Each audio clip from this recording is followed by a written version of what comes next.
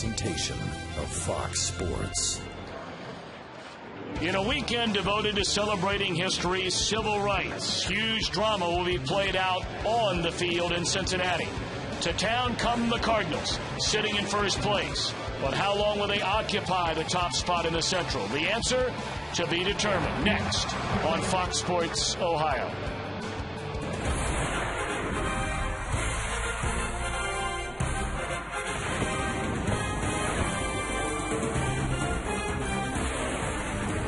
It is an absolutely beautiful weather night in downtown Cincinnati as we kick off Civil Rights Weekend and the first of three between the top two teams in the National League Central Division.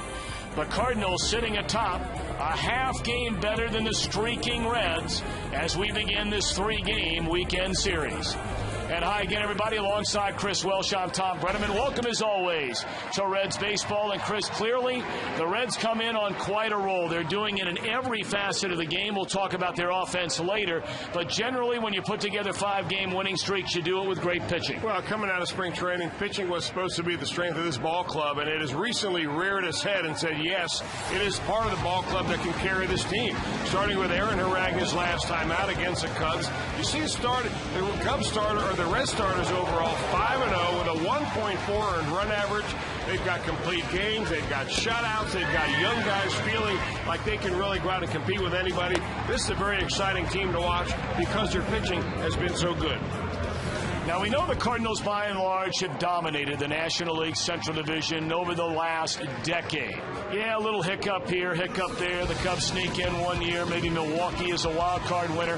But again, St. Louis, they're used to sitting atop the division. But look, they've lost 3 in a row, 7 of their last 10. Well, not only 3 in a row, but they lost 3 in a row to the lowly Houston Astros, who you never can count out of anything. But it just goes to show you anybody in this division in a certain time can beat anyone else. In the 3-game series against the Astros, the team batting average, the Cardinals had the Blues. A 257.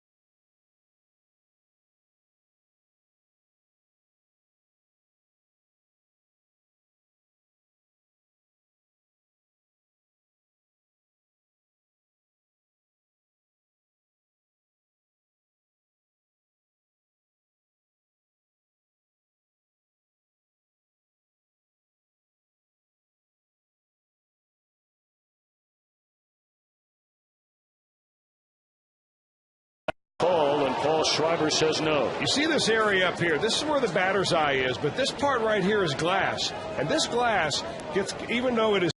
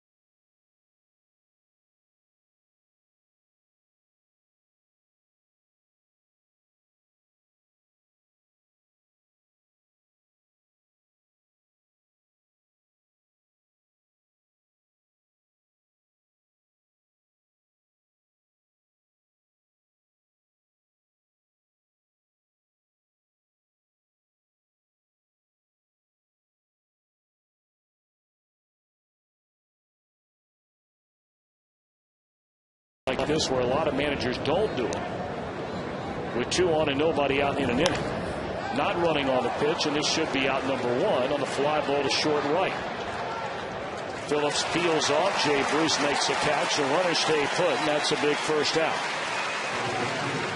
Now that's a confidence builder right there. You know, you hate to have the first out in the inning be Albert Pujols, but you're glad that it's Albert Pujols, especially if you lost the first 2.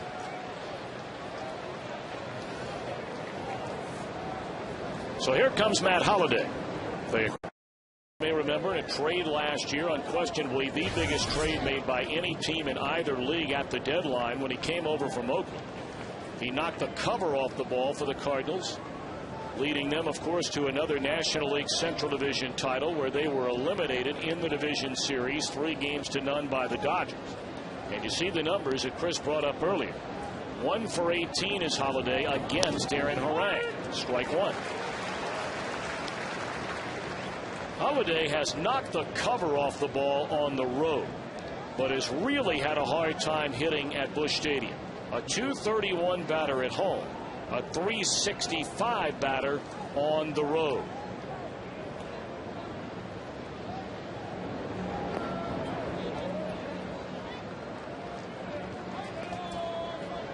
And you see, even now, Holliday has still not homered at Busch Stadium this season. These are interesting numbers, and you can read into them whatever you want, but one theory is the fact that, of course, he signed a huge contract in excess of $120 million. And sometimes the anchor of the contract can weigh you down a little bit, especially when the expectations at home are so high.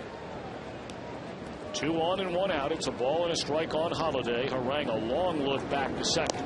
And a fastball just ties him up underneath his hands inside. Well, you talk about getting in the kitchen and right on the thumbs. How about this little running fastball?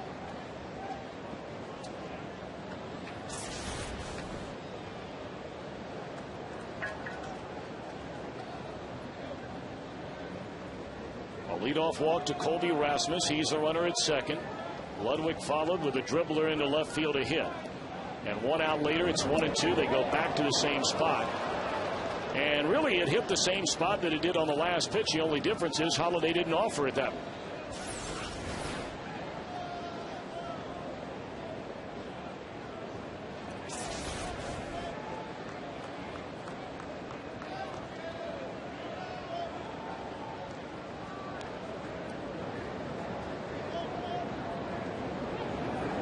They come in again. Cabrera for 1, the turn, and Phillips will just hold on to it, throws back to third, and able to dive back safely as Rasmus. So they cut down the lead, or the trail runner, I beg your pardon, and they're 2 away in the inning with runners on the corner. A nice play by Cabrera. You want to make sure on this play you get 1. So he goes down there. He's very certain about getting 1. Nice throw there to Brandon Phillips, who is in traffic. One thing about Ryan Ludwick, he plays the game hard on the bases and everywhere, and he's right in there ready to upturn the Red second baseman.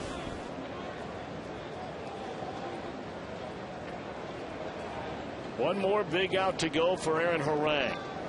Third baseman David Freese off to an excellent start. See, he's been very good at Busch Stadium. and has struggled a bit on the road, but his overall season numbers are excellent. 3 home runs and 22 runs batted in. Straight away center field. Stubs with room. Inning over. So the Cardinals put the first 2 on and do not score. The Reds come to bat when we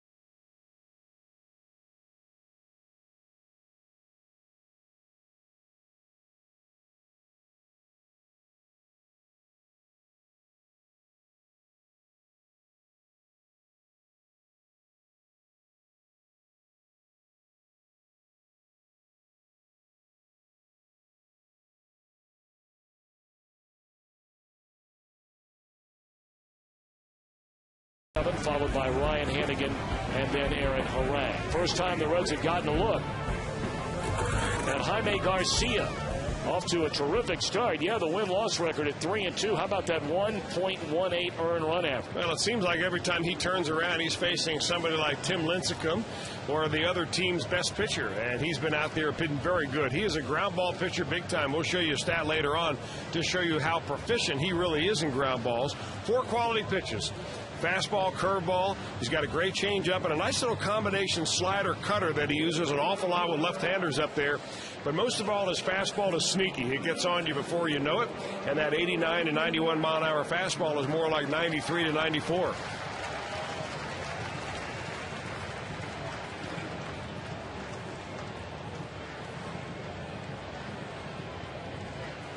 Tonight is Garcia's 7th start of the season, his 3rd career appearance against the Reds, but his first since 2008. That's when they brought him to the major leagues. And then at the end of that season, he had Tommy John surgery on the left elbow and missed nearly all of last year rehabbing from that surgery. Orlando Cabrera to start things in the Reds' first inning. Ball 1.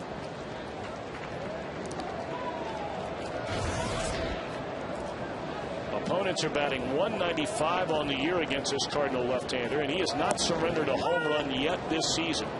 That's hoping to change that tonight.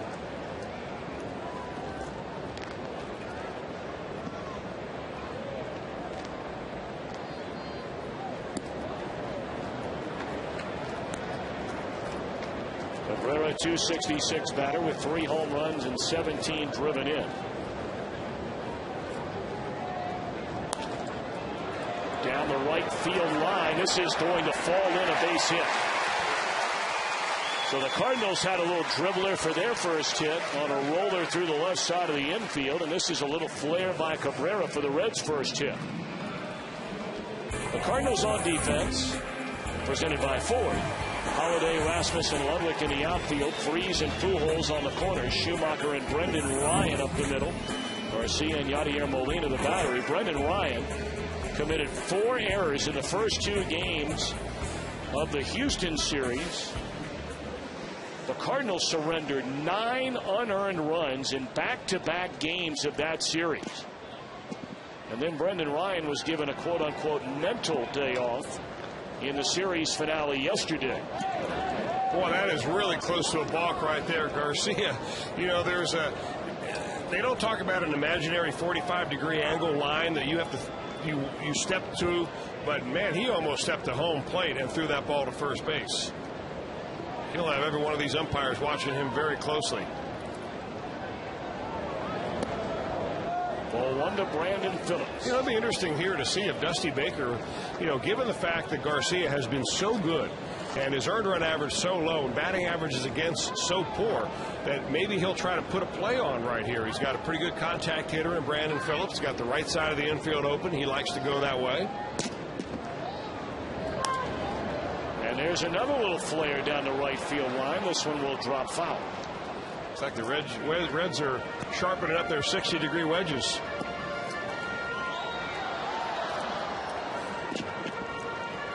Well, Dusty Baker has to feel so good about the way his team is playing right now. I mean, you really can't play much better than they have played during this 5-game winning streak.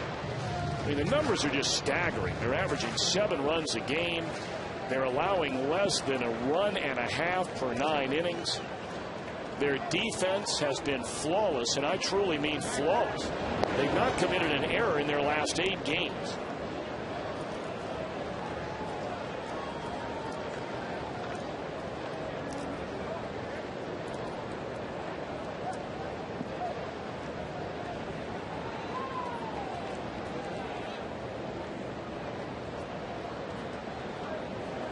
One ball and 1 strike on Phillips, and again a throw to first, sending Cabrera back to the bag. Cabrera a perfect 4 for 4 in stolen base attempts on the year. David Freese, a Cardinal third baseman, playing about even with the bag. Almost wondering if Brandon Phillips would dare think about trying to bunt for a hit. 1-1 pitch. On the inside corner, Phillips disagrees.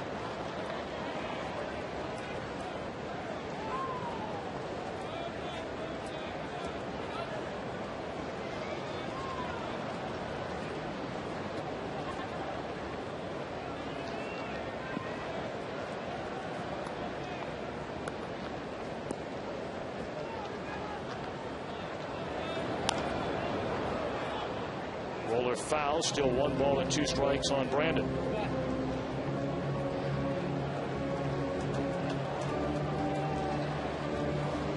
Well, we talked about Garcia and what a year he is having. You look at the ballparks where he's been fortunate enough to pitch on the road. Now, Milwaukee's a fair ballpark, Miller Park. I mean, not a big hitter's park, not necessarily a big pitcher's park, a fair park. But he pitched in San Francisco, and he pitched in Pittsburgh. Phillips gone on strikes for the first out of the inning. Yeah, there's that little cutter slider that he throws, and it's a put-away pitch for him. It's a pitch that looks like a fastball coming up. Not a big break on it, but just enough right there to get the hitter to pull off of it, swing over the top of it. Nice tight little break there by Garcia.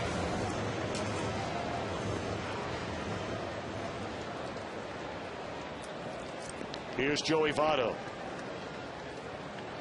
Hitting .372 so far in the month of May is Votto. .309 overall in the year, with 8 home runs and 24 driven in. Cabrera at first and 1 out. 4-1. You know, it's always interesting to see Joey Votto against left-handed pitchers because he is a .300 career hitter against lefties. But boy, this is no ordinary lefty. Look at the batting average against left-handers for Garcia this year. .115. That's quite tidy. Votto rock solid against the left-handers, and there's a bullet off the glove of Schumacher. And Cabrera is going to be able to get into second base. He had retreated naturally all the way back to the bag, trying to keep from getting doubled up, and that'll be an error on Schumacher.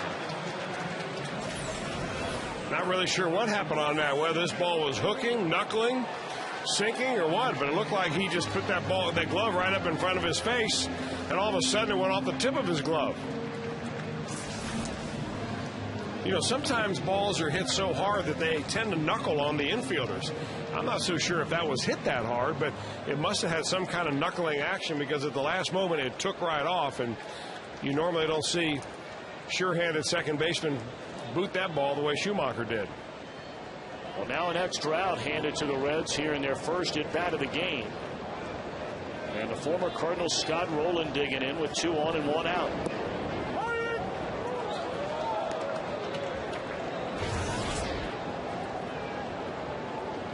Rowland originally drafted in the second round by the Phillies in '93. It was traded to St. Louis in 2002. It was there until the end of the 2007 season, when he was dealt to Toronto before becoming a Red last year.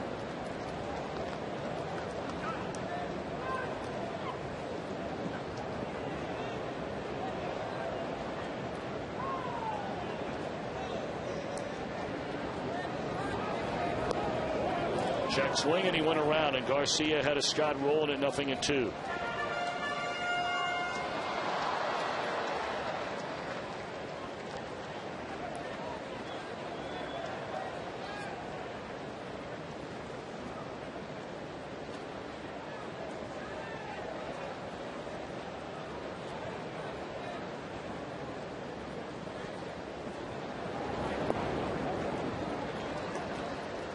For all the great years that Rowland had as a Cardinal, he'll always be remembered for that Game 7 home run of the National League Championship Series in 2004.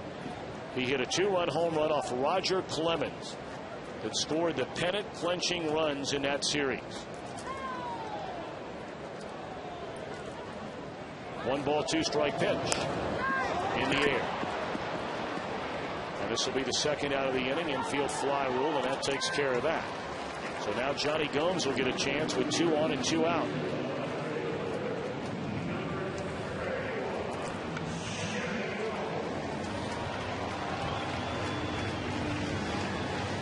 Dusty Baker said something very interesting about Garcia before the game today. You know, the Reds obviously have not faced him this year.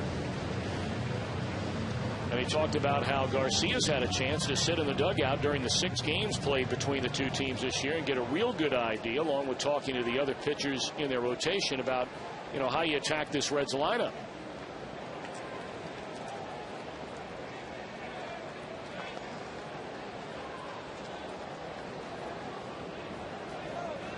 So here's Johnny Gomes, 261 batter.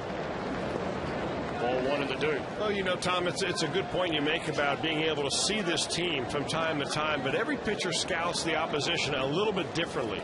I mean, Garcia will pitch differently than Wainwright, who pitches maybe a little more like Chris Carpenter than Garcia, so he's got to size him up and go with his strength. So far, he shows me his strength is that slider. He loves to throw that down and inside to right-handers.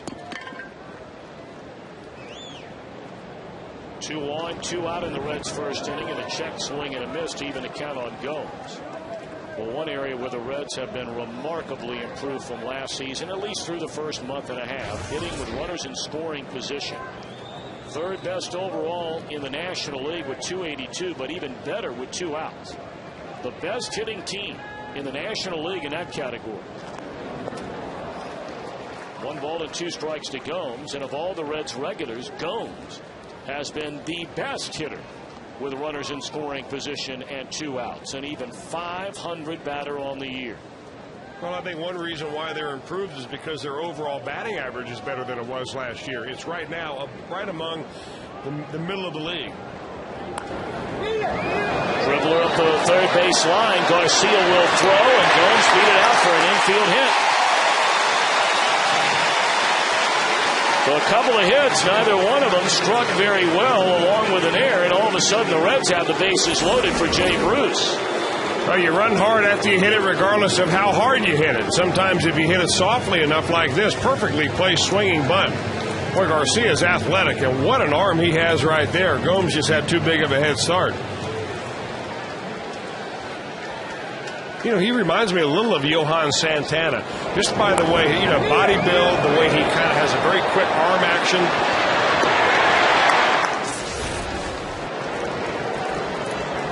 They are loaded for the Reds right fielder, Jay Bruce. Ball 1. Jay at 259, has 4 home runs, has 16 runs batted in. You get a look at his career numbers with the bases loaded. And after a woeful start to this 2010 season, Bruce has been mighty good, and not for a short amount of time. He's been good for about 3.5 weeks. There's a strike to even the count. He went hitless in the final game at Pittsburgh, 0 for 3 along with a walk, and that snapped a season-high 6-game hitting streak for Jay.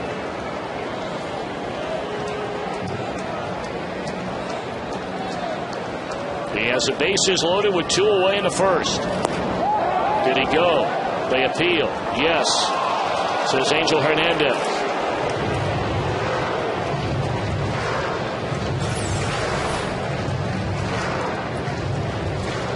Generally, when you see a lot of check swings from batters against a pitcher, that tells you that pitcher has real good stuff. And it's still a tough time to pick the ball up. That glare off that batter's eye is still pretty big right now. Struck him out to end the inning. 2 hits in air. The Reds will leave them loaded. We've played 1 and we're scoreless.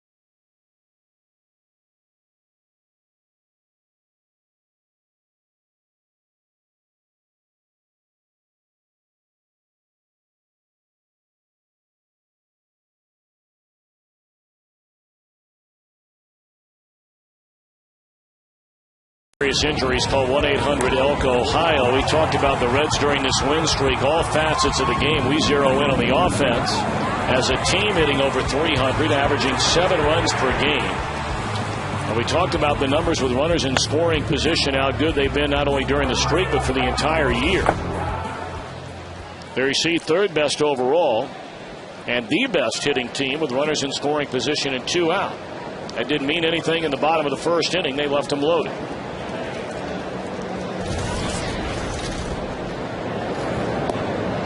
So Yadier Molina begins things in the St. Louis 2nd inning of a scoreless game. Schumacher on deck, and then the pitcher against Aaron Harang.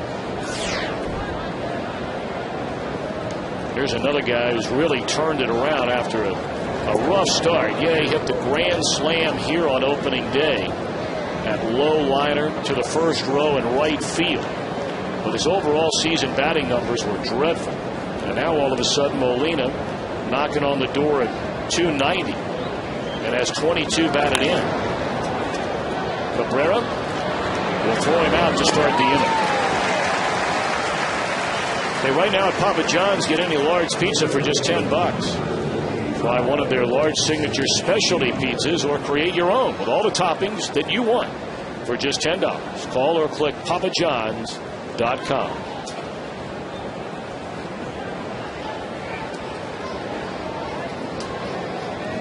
After a rainy week here in Cincinnati while the Reds were in Pittsburgh, it is just a perfect night for baseball on this Friday night, expecting a beautiful day tomorrow and again on Sunday. Cardinals in town for 3 and then Milwaukee for a 2-game series on Monday and Tuesday before the Reds embark on a 2-city 5-game trip, 2 in Atlanta, and then interleague play begins. Reds will visit their neighbors to the north a heartbroken city on this Friday morning, Cleveland, Ohio, after their beloved Cavaliers were eliminated by the Boston Celtics in the NBA playoffs last night.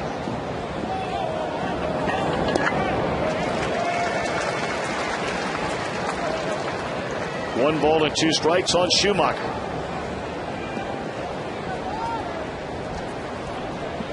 Told you Schumacher had hit the leadoff spot all year long until the Houston series. And then in the second game of that series, Tony La Russa dropped him down into the 7th spot, put him back in the leadoff spot the next day because he had great career numbers against Wandy Rodriguez. But right back in the 7 hole here tonight.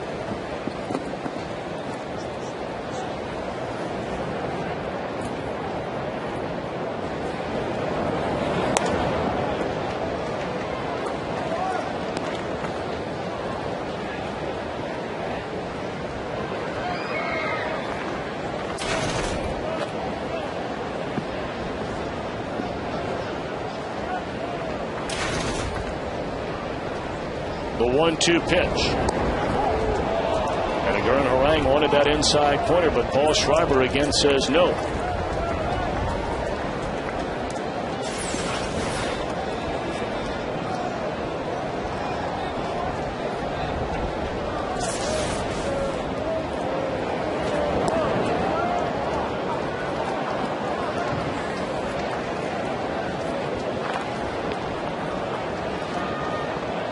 After falling behind 1 ball and 2 strikes, Schumacher has run it full against Aaron Harang with a payoff pitch on the way from the Reds' right-hander. Straightaway center field, hit well. Stubs racing back, he will not get it, and that's a ground rule double.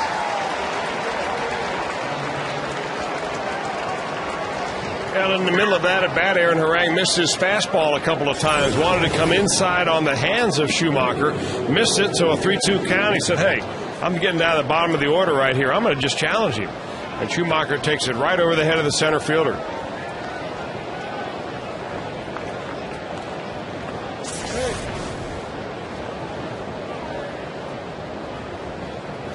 Probably a sacrifice situation for Garcia, who has 1 so far this season. As a batter, Garcia 1 hit in 12 at-bats. Taken up and away. The Reds certainly are not sure that Garcia is bunting. Rollins playing a good solid 2 steps behind the bag at third, and he'll back up a little bit even now. Yeah, Garcia showed no signs of all. They're going to let him hack.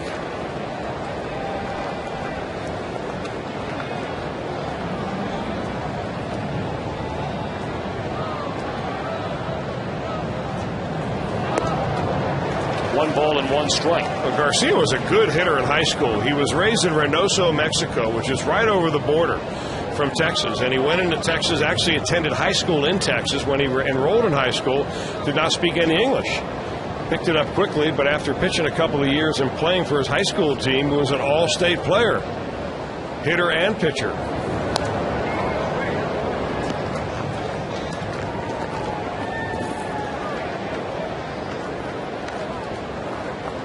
Well, you said it earlier. I mean, when he came off the mound to try and get that little roller by Johnny Gomes, you can just tell by watching this guy move around that he's a good athlete. That doesn't mean he's going to be a great hitter, but he is a very fluid athlete. He looks like a position player up there in uniform. Charging hard is Cabrera, and he'll throw out the pitcher, advancing on the third at Schumacher. So now the number 9 spot will come up in the batting order. Of course, that's a position player, the shortstop Brendan Ryan.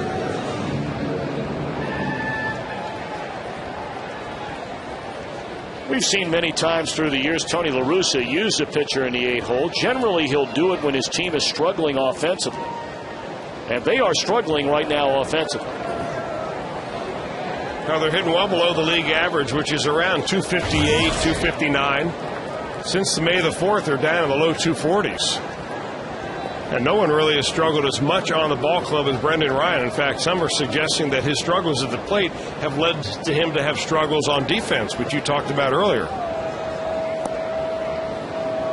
And there are a lot of people that feel when Felipe Lopez is well enough to start playing again regularly that if Brendan Ryan doesn't snap out of this funk at the plate and in the field, that Felipe Lopez may start getting more playing time over there. He'll sure provide a little bit of urgency on the part of Ryan. And that is one thing that, Tony La Russa is very much an advocate for competition. And you brought up earlier using the example of Ryan Ludwick. I mean, you're talking about a guy in Ludwick 2 years ago knocked in over 100 runs. Last year, he nearly knocked in 100 again. And here he was when 2010 began, and he wasn't the regular right fielder on this team. 1 ball and 2 strikes on Brendan Ryan. So if you play for Tony La Russa, outside of Albert Pujols, you better be a guy who's producing, or you will be sitting down and watching somebody else who is.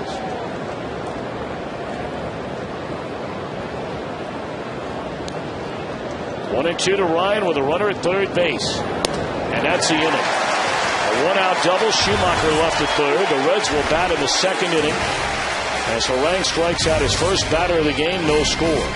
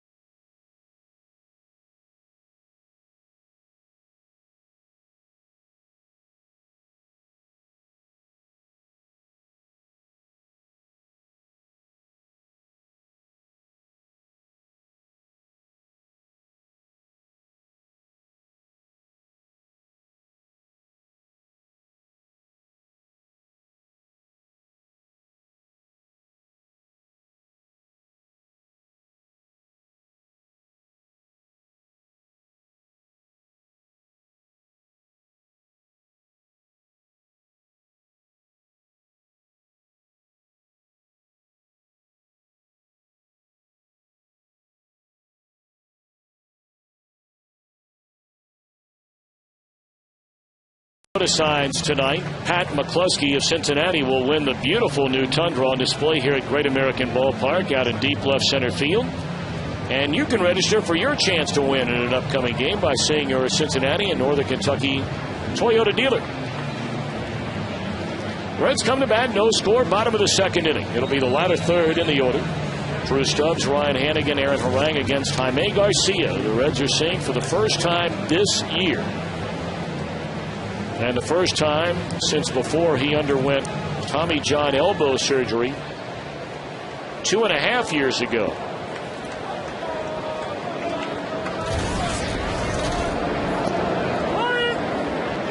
Drew at 196, 3 home runs and 13 runs batted in.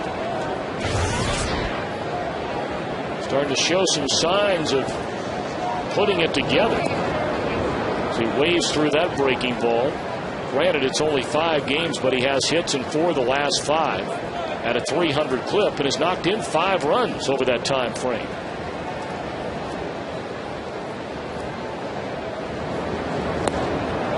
Good morning, good afternoon, good night, however, in that at-bat. 3 strikeouts already for Garcia. Wednesday, May the 26th, one of our favorite nights. Himes Bark in the Park is back. Come early for the dog parade. Check out the fan zone. They have lots of product samples and special dog activities. For more information on how you and your dog can be part of the first of 2 Reds Bark in the Park events this year, visit Reds.com/dogday. That'll be on the next homestand when the Pirates come in for 4, followed by 3 against Houston. And then again, Chris, the Reds take on these Cardinals. 18 times, I think, this year the Reds and Cardinals match it up. but it'll be 12 of the 18 before the 3rd of June. They play Memorial Day, and then the next 2 days, the first 2 days of June. Well, that's why it's a compelling matchup this weekend. I mean, I don't think either manager who have managed against each other so many years with different teams for Dusty Baker, the Giants and the Cubs, and now with the Reds. And these guys have matched wits many, many times, and I don't think either of them neither undervalue or overvalue this particular series. But it's always nice to know how your team stacks up against the other team that is knocking on first place. Hannigan chases a pitch up in a strike zone and pops it up in a short right. Ludwick's got it for out number 2. Same spot there. Reds are trying to hit over there. Maybe Ludwick ought to just plant himself shallow and over towards the line.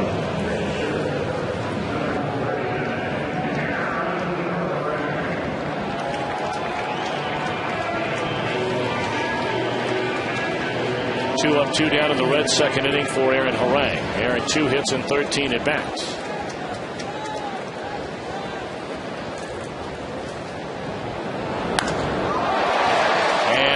Was planted right where you suggested, although that was the first rocket of the night. It comes off the bat of the Reds pitcher. Free scouting report.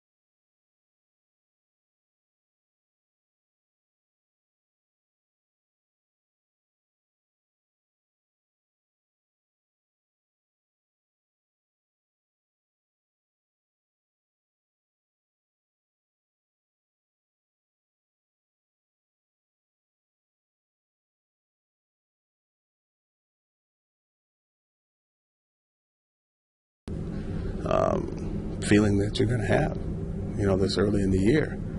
And I hope that people come out big time, and I hope that we're very successful this weekend. And, you approach it, there's some nervousness here, but like I was told early in life, it's okay to be nervous, but don't be scared. You're nervous and that'll subside after the first pitch, and you just play the game, you play hard, and you play to the last out. Dusty Baker with our Geico Direct quote of the game. Love that line. It's okay to be nervous, just don't be scared. If you're scared, get a dog. Like Frank Robinson, one of the Reds' all-time great players, one of the greatest players in the history of the game.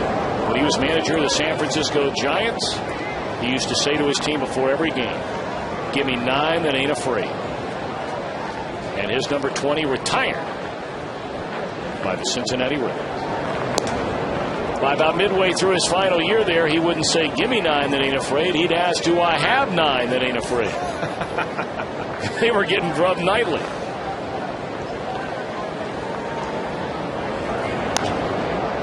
Leading off in the Cardinals' third inning, Colby Rasmus lifts a fly ball to Johnny Gomes, and he's got it. 1 out, no score. We're in the third inning. The first of 3 between the top 2 teams in the National League Central Division, and only a half game separates first and second.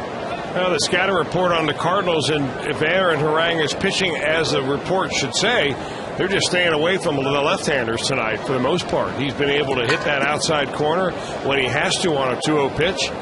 And Rasmus, who likes to pull the ball a little bit, is unable to figure out what's going on. Ryan Ludwick dribbled one through the left side of the infield for a hit in the first inning. If you weren't with us, you thought, oh no, here we go again. Kobe Rasmus led off the game with a walk, went to second on the hit by Ludwick. Here came Albert Pujols. He popped it up. Holiday bounced into a fielder's choice, and the Cardinals left 2 on when Freese flied out to center. And Ludwick finds another hole. This one is center field.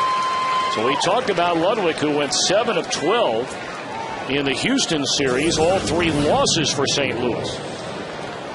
Neither ball hit by Ludwick especially hard, but a little bit of overspin. Got the first one by the third baseman, this one right by the shortstop going up the middle. So, you know, when Ludwick pulled the ball the first time, I'm wondering if maybe Cabrera shaded him a couple of steps towards third base that time, which kept him from getting that ball that went up the middle. Pujols popped up to Jay Bruce in right field in the first inning. And now he bats with Ludwick aboard and 1 out here in the third. Straight away center field. Drifting back is Drew Stubs at the wall. He cannot get it. It's a home run. So the Cardinals, who had gone 9 consecutive games without hitting a home run, going all the way back to May the 3rd in Philadelphia, get a 2-run home run in the third by Pujols to jump in front 2-0. Now, the Reds are used to playing the last few ball games in PNC Park in Pittsburgh, where it was cold, wet, the ball did not travel, and this ball would barely have gotten to the warning track. But here at Great American Ballpark, as the weather begins to heat up, just enough to get it out of here.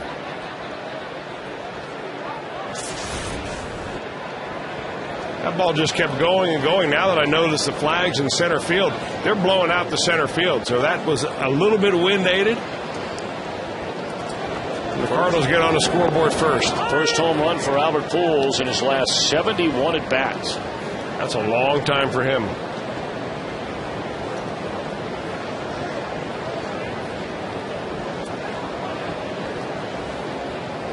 So now Matt Holliday bounced into a fielder's choice on a ground ball to Orlando Cabrera in the first inning. And a count of 1-1 on Holliday.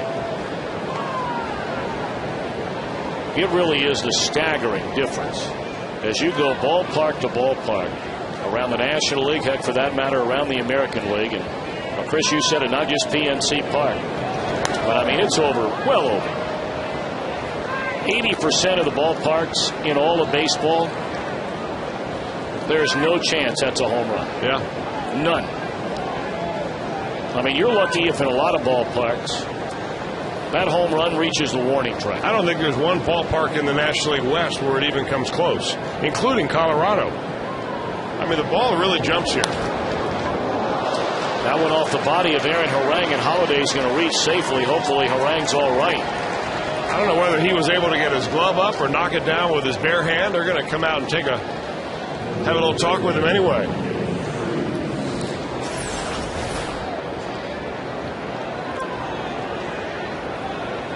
Kind of fooled on the pitch was Holliday, but he kept his bat back long enough to be able to hit a ball fairly sharply up the middle.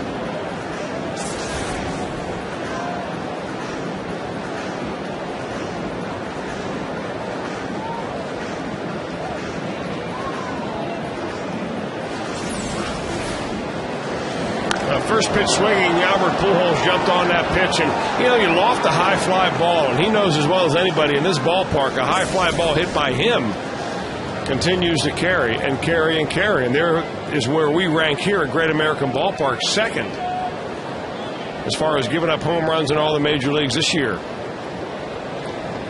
Chase Field, of course, that's in Arizona, and they've got a home run hitting ball club down there, or at least they were for a while. And they give up a lot of them.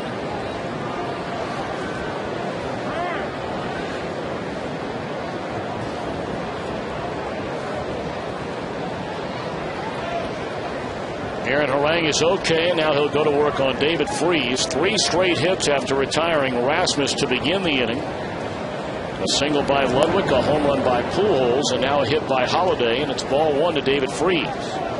He ended the first inning leading 2 with a fly ball to Stubs in center.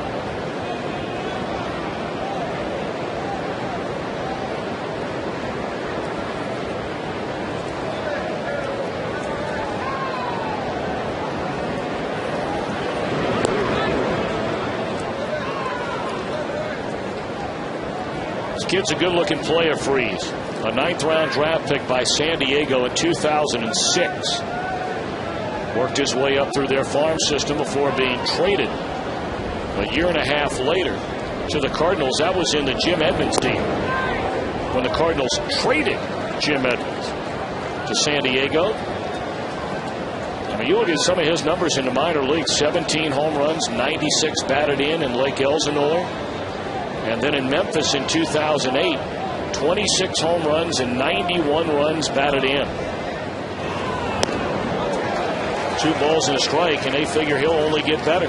Well, offense was never the question for David Freese. The question was whether his glove was good enough to be able to play every day at third base. He has been more than adequate there. But you tack on that .307 batting average, the home runs, the power he gives you. I don't think anybody thought that he would be batting in that spot in the lineup and doing as well as he has, offering a little protection for Matt Holliday. Fastball off the outside corner. 3 balls and a strike. There you get a look through the first 32 games. Already 4 errors for Freese. Now, fielding very important for the Cardinals in the infield. They have the most prolific ground ball starting rotation of anybody out there. They live and die by that ball on the ground. You got to have people that can field it. Well, they started Holliday on a pitch at 3-1, and Freese fouls it away. Now, Freese a college guy, so, I mean, he's not one of these 21, 22-year-olds, you know, like Jay Bruce or Colby Rasmus, one of those guys. He was drafted out of the University of South Alabama after initially going to Merrimack Community College. He grew up just outside of St. Louis in Wildwood, Missouri. How about that? Hit and run done to perfection into right field. And easily into third base is Holliday.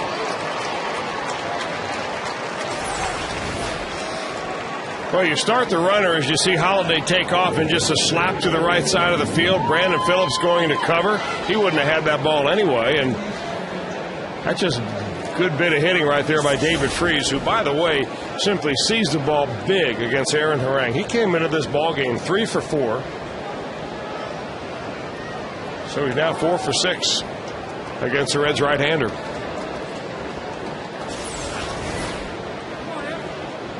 You know, when you have the runner moving and the right side open, you don't have to put a lot behind it.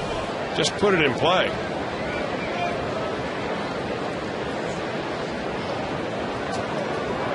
Cardinals trying to add to this 2-0 lead on a 2-run home run by Pujols. Harang retired the first batter in the inning, and since then 4 consecutive Cardinal hits. This could be 2. Rolling to Phillips, and that's a double play to get out of further damage. But Pujols, his first home run in better than 70 at bat.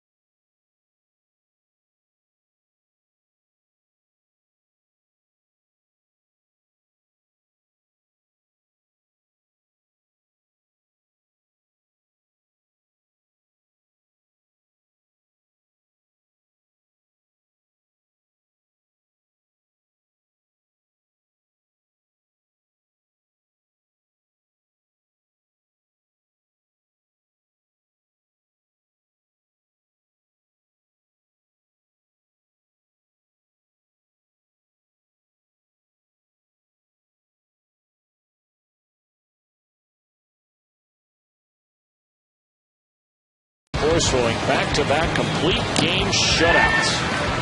Johnny Cueto, followed up by Homer Bailey. Doesn't get much better than that. In fact, the Reds only allowed 1 run during the entire 3-game series. Last time the Reds had complete game back-to-back shutouts, June 9th and 10th of '89, by Jose Rijo and Tom Browning, both at Dodger Stadium in Los Angeles. So, by the way, the scoreless inning streak comes to an end at 20. 21, I beg your pardon. They came in at 19, got through the first 2 innings to get it to 21. And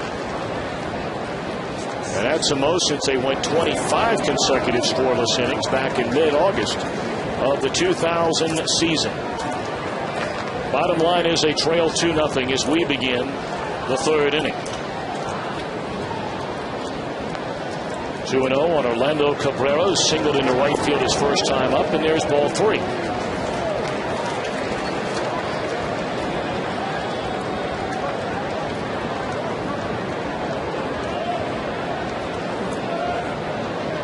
Reds had a couple of hits, had a 3rd batter in the inning reach on an error, and left him loaded in the first. Garcia struck out 3. He's not yet walked a batter. 3-1 on Orlando. And there's strike 2.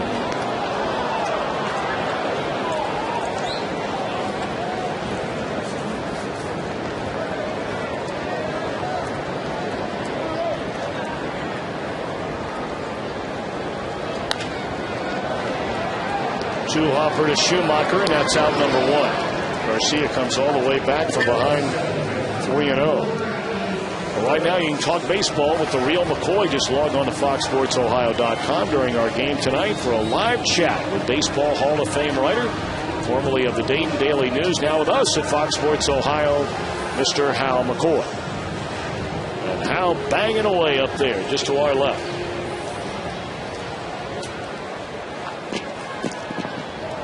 Brandon Phillips struck out in the first inning.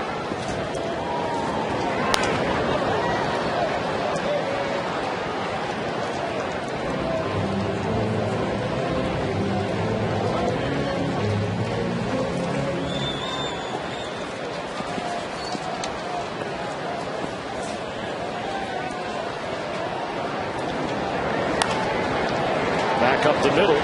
Schumacher backhands and throws out Brandon. 2 up and 2 down. That is 6 in a row retired by Jaime Garcia. Well, of course, tomorrow night the Reds and the Cardinals meet in the Gillette Civil Rights game. The teams will wear uniforms circa 1947, of course, in celebration of Jackie Robinson's rookie year.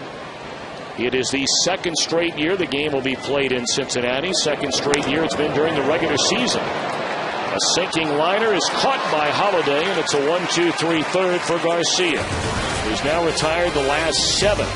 We go to the 4th with the Cardinals leading 2-0.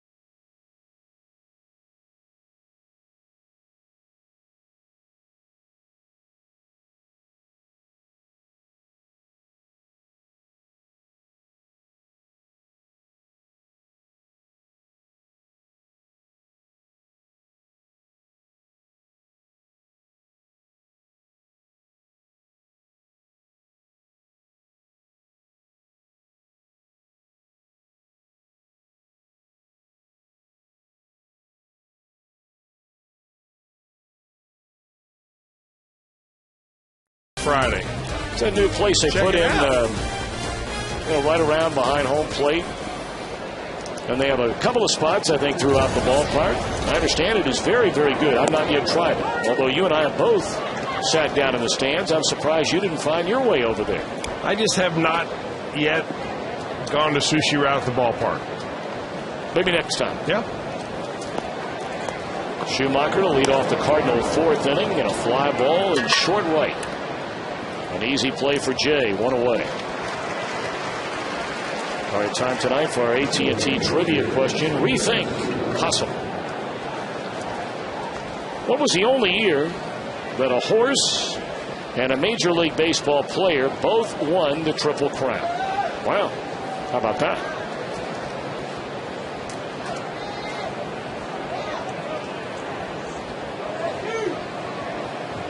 It's probably been a while. I have no idea. You? Let me give it some thought.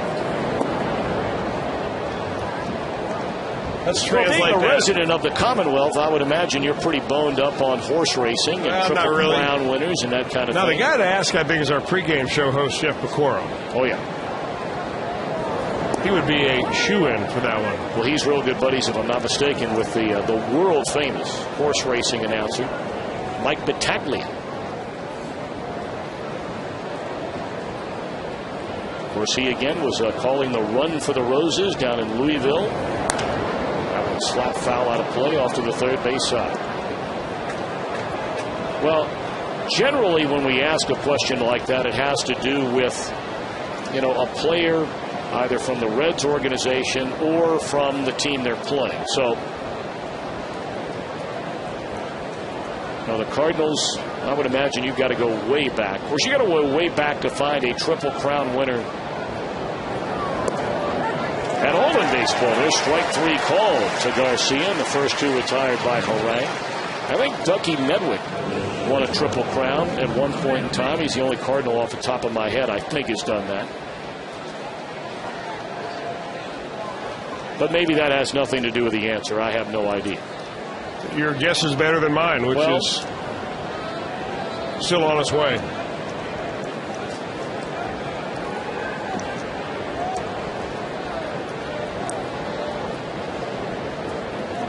Of course, Carl Yastrzemski, if I'm not mistaken, was the last player to do it, right?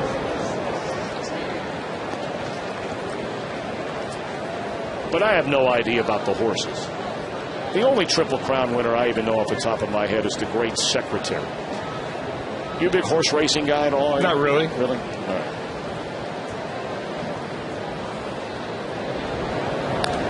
Fouled away by Brendan Ryan. He struck out swinging, ending the second inning.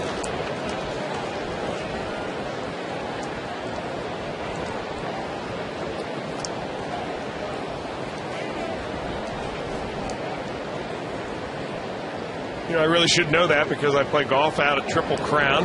Yep. And they have some streets named after Triple Crown winners. How about War Admiral? I'm going to throw that out there for you. It's a great name. Love the name. Don't know if you're right, but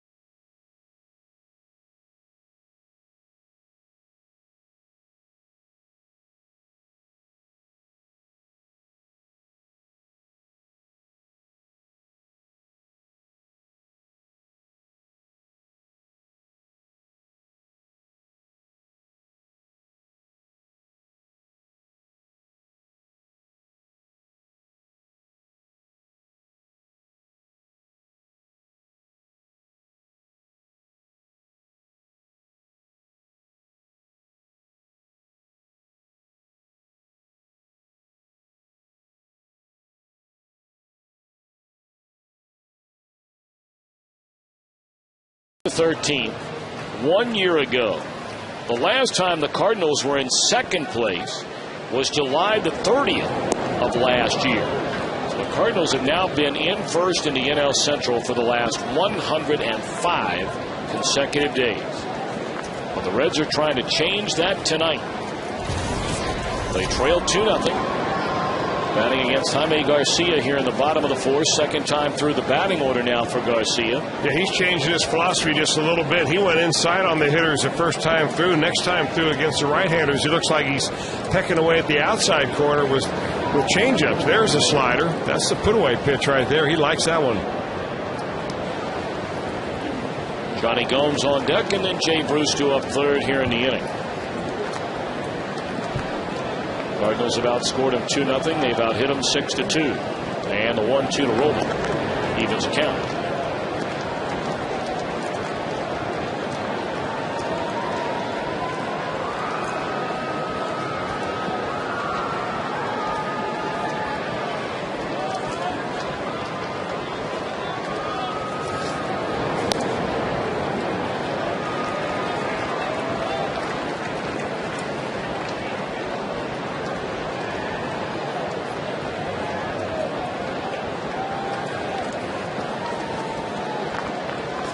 Two on Scott Rowland, and a bouncer up the third base line is foul. Boy, both of these teams have gotten a tremendous lift from their number 5 starter in their respective rotations. Here you have Garcia, who had to win the spot, much like Mike Leake did for the Reds in spring training. Garcia, a 1.18 ERA already with 3 wins. Mike Leake leads the Reds with 3 wins. We'll see him tomorrow night. Ball in the air to right field, backing up Ludwick. 1 out. Yeah, that poses the question, when do you start calling your number 5 starter, your number 4 starter, or 3 starter, or even 2 starter? Or in the case of Mike Leake, maybe your number 1 starter based on what he's done all year long.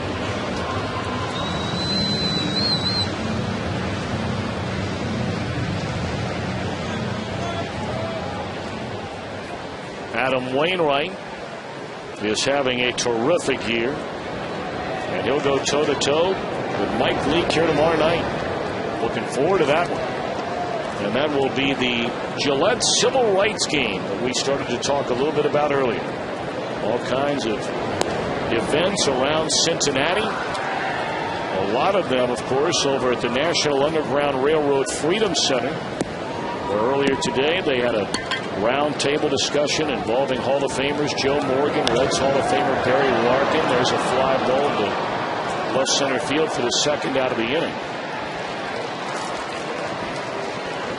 Let's go ahead and answer our AT&T trivia question tonight. Well, the only year that a horse and a major league player both won a Triple Crown. Wow. You throw out that name based on a street in your neighborhood and come up with the right answer. And Ducky Medwick is the last one you remember. You don't remember Frank Robinson winning a... Oh, you're talking about a St. Louis Cardinal winning. Yeah. National League, sure. Of course, I also knew that I think Affirmed won the Triple Crown. In fact, I know Affirmed did. Written by my good friend Steve Coffin. The Jock. Your good friend Steve Coffin. Well, you're good friends with all the big-time athletes over in the Commonwealth. Steve Flesch, a good friend of yours. PGA golf. None of these will admit it the other way around, but I'll be glad to throw their names out. You know what? Absolutely. I'm with you all the way.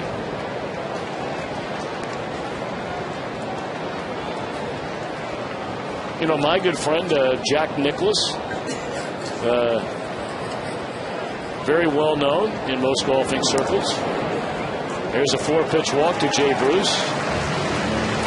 You know, my other good friend Jim Brown was a pretty good running back for the Cleveland Browns. I've heard of him. Pete Rose, a dear friend, baseball's all-time hit leader. I think you've got me beat. I don't know about that. First walk of the night issued by Garcia. And that really is what we were told about Garcia, what you saw basically in that at bat to Jay Bruce. From time to time, his command of his fastball will elude him, and then he generally gets it back together. Yadier Molina comes out to visit with him before he faces Drew Stubs.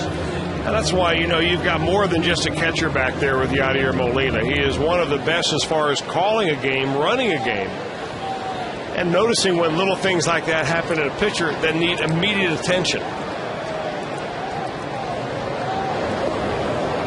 As a catcher, you're more than just a catcher, a guy that flashes signs and tries to frame up the pitches.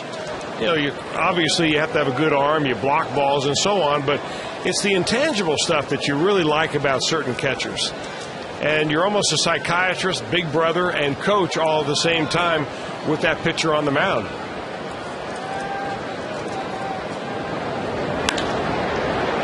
Hard hit ball, but right to Brendan Ryan. The force out ends the inning. The Reds leave a man. We go to the fifth. A tight one in Cincinnati with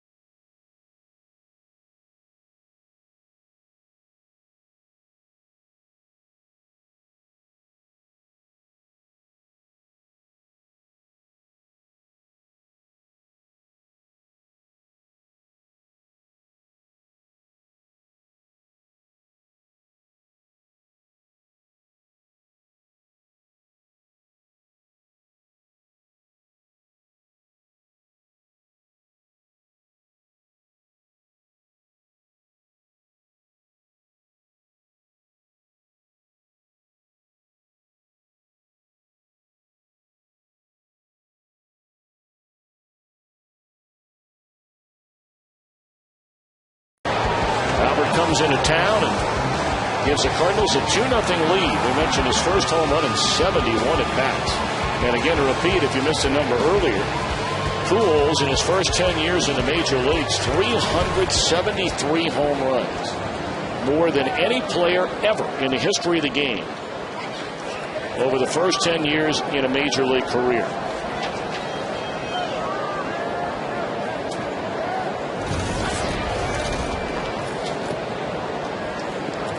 Top of the order now for St. Louis against Aaron Harang. Colby Rasmus bangs one up the right field line.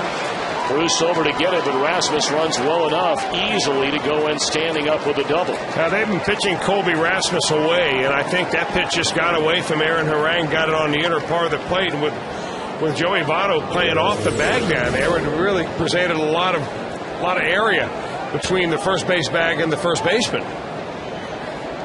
I think they wanted to pitch him away, play him away, and that Aaron Harang just kind of missed down the middle of the plate with that one, and Rasmus hooked it down the line.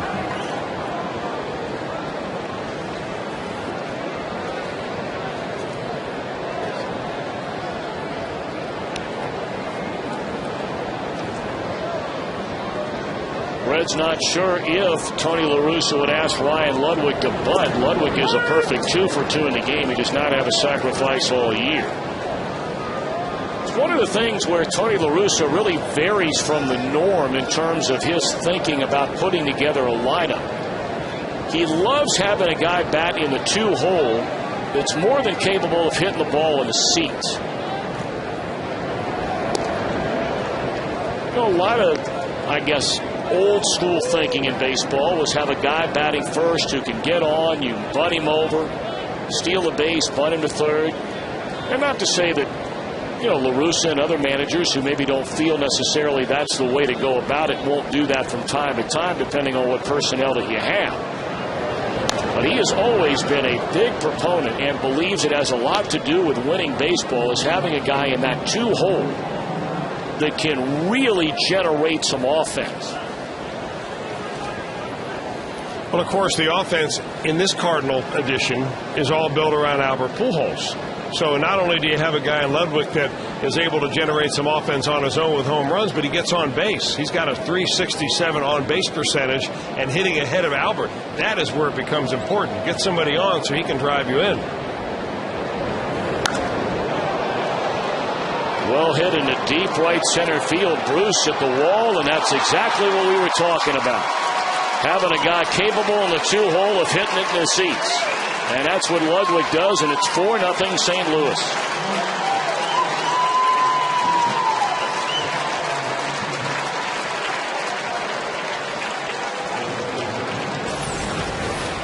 Well, every one of these right-handed hitters in the Cardinal lineup like the ball up, and you saw where the home run pitch was to Albert Pujols. Same location, almost identical to Ryan Ludwick, and all you have to do is get a little bit of juice underneath that ball. He can't believe it. I mean, this is how that ball really was not even hit all that much, but it's out of here into the second or third row in the right field seats, and all of a sudden you look up and you're down 4-zip.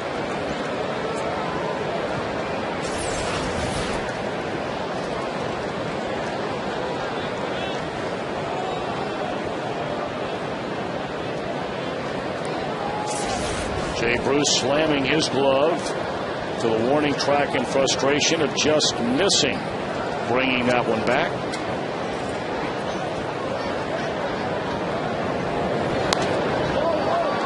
You know, I guess you see those home runs, and you can call them cheap homers, fence scrapers, paint scrapers, whatever you want, but the problem in this ballpark, when you pitch upstairs, is that you don't even have to hit it that good. As long as you get it elevated and get air under it, it's got a chance to leave the yard. And that's where the mistakes lie. On swinging Pujols, and that's strikeout number 3 in the game by Harang. First out here in the 5th inning. Got ahead of Albert and then went down with the hard slider right there. Pretty good pitch by Aaron Harang. We have talked about it in the past. The Great American Ballpark is one of only 6 ballparks in all of Major League Baseball which faces the southeast. And it is interesting when you start looking at the others, and one of them you pretty much throw out the window, Miller Park, because that is a retractable dome. But of the others, it's interesting to note, U.S. Cellular Field has given up more home runs than any ballpark in baseball since 2003. Second on the list, Great American Ballpark. Another, Arlington, Texas. One of the premier home run hitting ballparks in the American League and all of baseball. Comerica Park, Fair Park, PNC Park is just an enormous ballpark. I mean, the dimensions are bigger, they're longer. So, you know, it may not mean a ton, but it is certainly something worth chewing on. The fact that of the 6, you take out Miller Park, and of the other 5, 4 of the 5 are very much home run hitter ballparks. So what are you saying? Why is that? Well, there's a very scientific theory, which I'm not smart enough to figure it out. Just boil it down for me. And all that kind of thing, and about in the summertime with heat, humidity, all these kinds of variation things. And again, I'm not smart enough to figure it out. I've tried to read through it a couple of times, and it's way too much for me.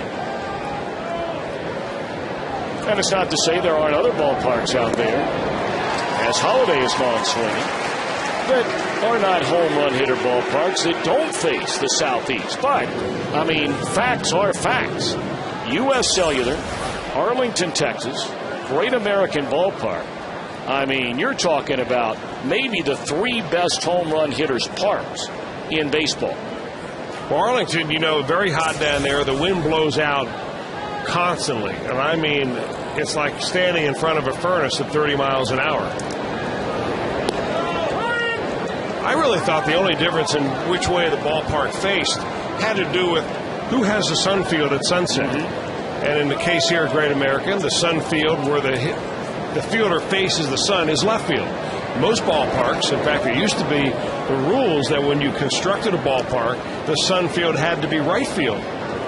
So when you say this is facing southeast, that makes this a Sunfield left field. And maybe the predominant wind comes out of the west, and that's why the wind blows all those home runs out of here.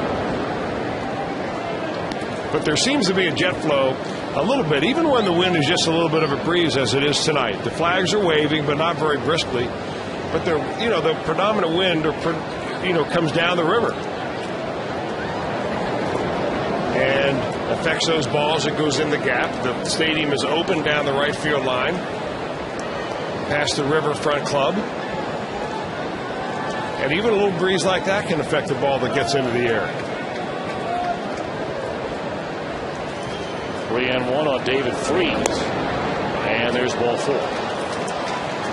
But as I'll tell you, as repeated to me by many pitching coaches along the way, when we would play in a small ballpark or the wind would be galing out of Wrigley Field, every pitching coach has been known to utter, "I've never seen a ground ball go out of the ballpark yet. So keep it down." Now Yadier Molino for 2 is grounded to short and bounced into a double play, ending the 3rd inning. A pair of 2-run home runs for the Cardinals tonight, who had not homered in their last 9 games. In fact, their last home run coming into this game tonight was a pinch hit home run by Nick Stavinoa on May the 3rd in Philadelphia.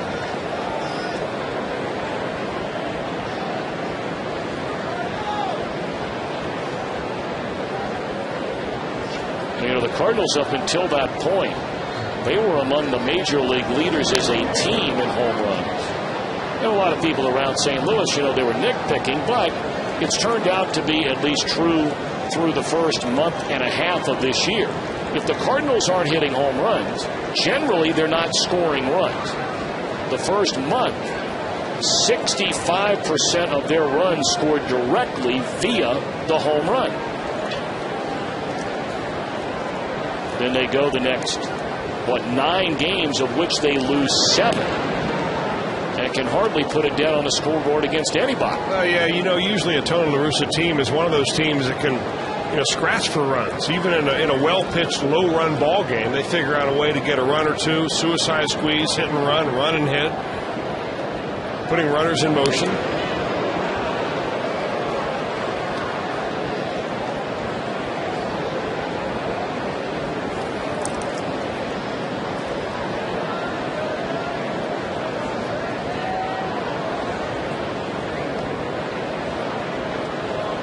As we know, the Reds have been doing it pretty regularly this year in terms of coming from behind to win games.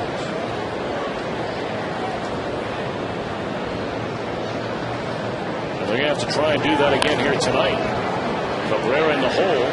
Force out will end the inning, but not before the Cardinals tack on 2 more.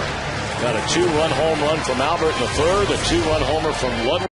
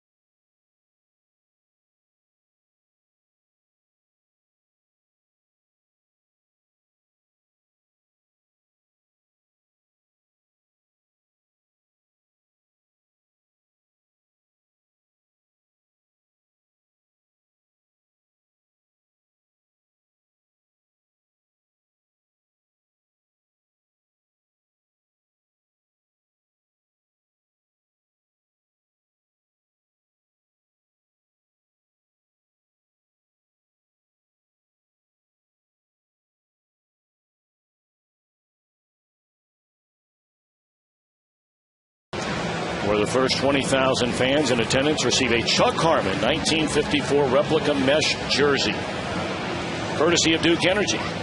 For tickets, call 513-381-REDS or go to reds.com, or just come on down tomorrow. Although we're expecting a big crowd, there are tickets available. It should be a great day again. Cincinnati has been certainly privileged. It's been an honor to have the Civil Rights Game each of the first 2 years as granted by Major League Baseball, and I know that everybody around here very much feels like that is a tradition that has started and should continue beyond this year. It's not been announced where they'll play that game next year. But I mean, when you think about all the history going all the way back, of course, to the Civil War, the Underground Railroad, the museum we have right next to the ballpark here, it's only natural you would have this event in this city for a long, long time. I mean, last year was just a spectacular event. Muhammad Ali here, Bill Cosby here, Henry Aaron here. Tomorrow it'll be Billie Jean King, Willie Mays, Harry Belafonte, all honored at a luncheon. The Beacon Awards, Beacon of Change winners tomorrow in downtown Cincinnati. Of course, President Bill Clinton, former President Clinton, was the primary speaker at that event last year.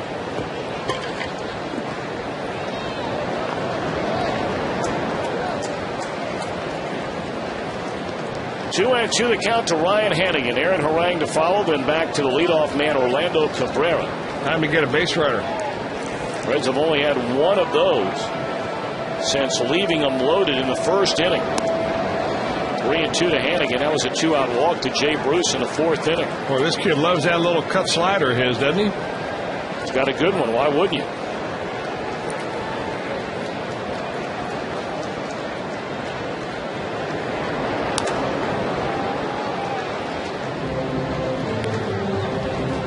Interesting story on Garcia, really, as a Mexican who went over across the U.S. border to go to high school in Texas, was drafted in 2004 by the Baltimore Orioles, who was scouted by a scout named Joe Alvarez. And he decided, you know, based on what his friends told him, that if he didn't go to school in the United States, he would be eligible to be an independent player, did not have to go through the draft. So the Orioles made him an offer. They didn't draft him until somewhere late, like around the 30th round, and he didn't like the offer, so he didn't sign. Through the third baseman, and the throw by Ryan. Not a chance to get Ryan Hannigan. That'll be an infield hit for the Reds catcher. Evidently, he dropped out of school at that point, joined a Mexican professional baseball team, and then was drafted the next year by the Cardinals. But in the meantime, Joe Alvarez, who had worked for the Orioles in 2004, was hired as a scout by the Cardinals. He turned in Garcia's name. The Cardinals drafted him then in the 22nd round, and he became a Cardinal farmhand. Eventually had Tommy John surgery, as you talked about, Tom, and now he finds himself to be one of the more hot commodities among pitchers in the National League in 2010.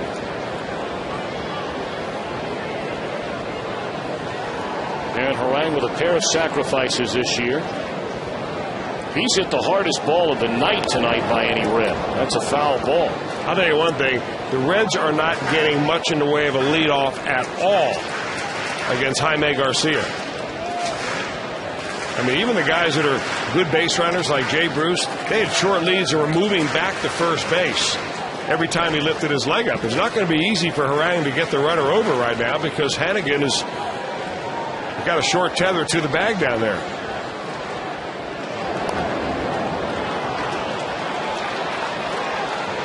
Oh, and 2 now on Harang. Hey, Reds fans, check out this year's Rookie of the Year. JTM's new 32-count microwavable burgers. Look for them in their yellow bag today. JTM, food, family, fun.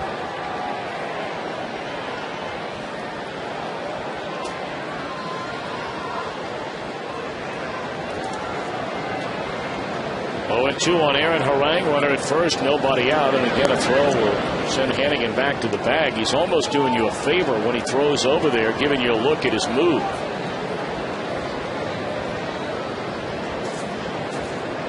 Hannigan's not taking any more than about a 2 or 3 step lead over there.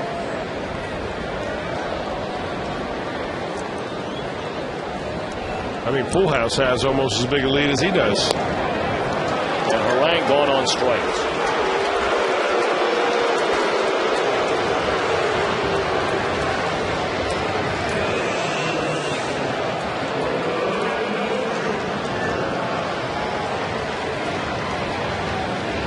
Now Orlando Cabrera with 1 on and 1 out. Reds trailing 4-0 here in the 5th.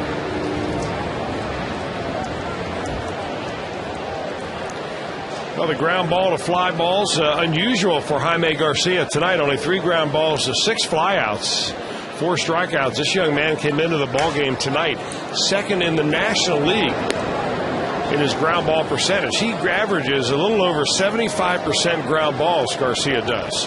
That puts him right behind Tim Hudson and ahead of Aaron Cook and Derek Lowe. All of those guys, prolific ground ball pitchers. No home runs on the year for Garcia, and that may be one of the reasons why. Double play ball here, and that will end the Reds' 5th. They get a leadoff infield hit, and that's it. End of 5. Cardinals lead 4-0.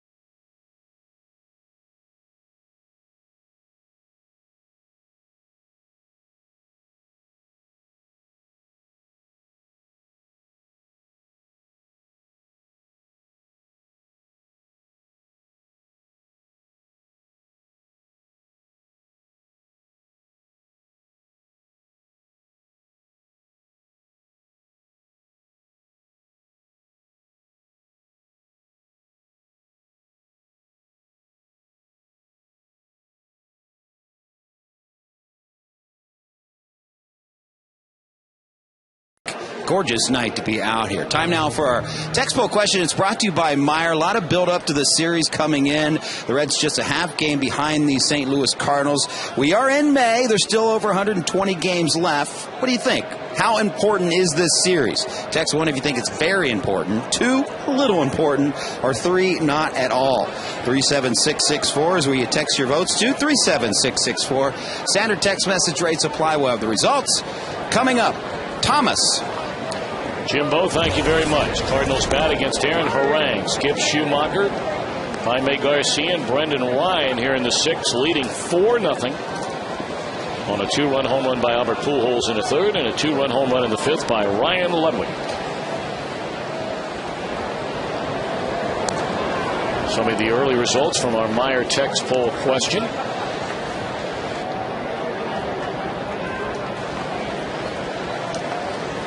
What do you think, Mr. Welsh?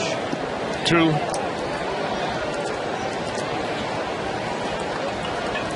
Oh, and 2. And a ground ball to Cabrera. Should be the first out of the inning, and it is. Actually, what I think is Aaron Harang could really use an easy inning. He comes into this inning after 5 innings, having thrown 88 pitches, or 87 coming into this. He's up to 90 right now and only 1 out in the 6th. And that was the key to the Reds and their last spurt of starting pitching, going deep into ball games, complete games by Bailey and by Cueto, deep into ball game by Mike Leake, because they were so pitch efficient. Not quite so much tonight with Aaron Harang. And in all fairness, and it's not taking anything away from the Pirates, but a very young team. And hey, look, the Pirates swept the Reds in a 3-game series already this year in Pittsburgh, so the Reds return the favor. But, I mean, let's face it. You know, it's one thing to go out there and pitch against that Pirate team. It's another thing to face the Cardinals. Yeah, but you know what? As the Houston Astros proved, and they're in last place, in this division this year, anybody can beat anybody. Oh, no I'm not doubt just about talking about one game. You're talking about sweeping the series. So you've got to come out, and, you know, Dusty knows as well as anybody. He's got to get his guys up and believing in themselves. Broken bat roller by the pitcher Garcia. 2 away.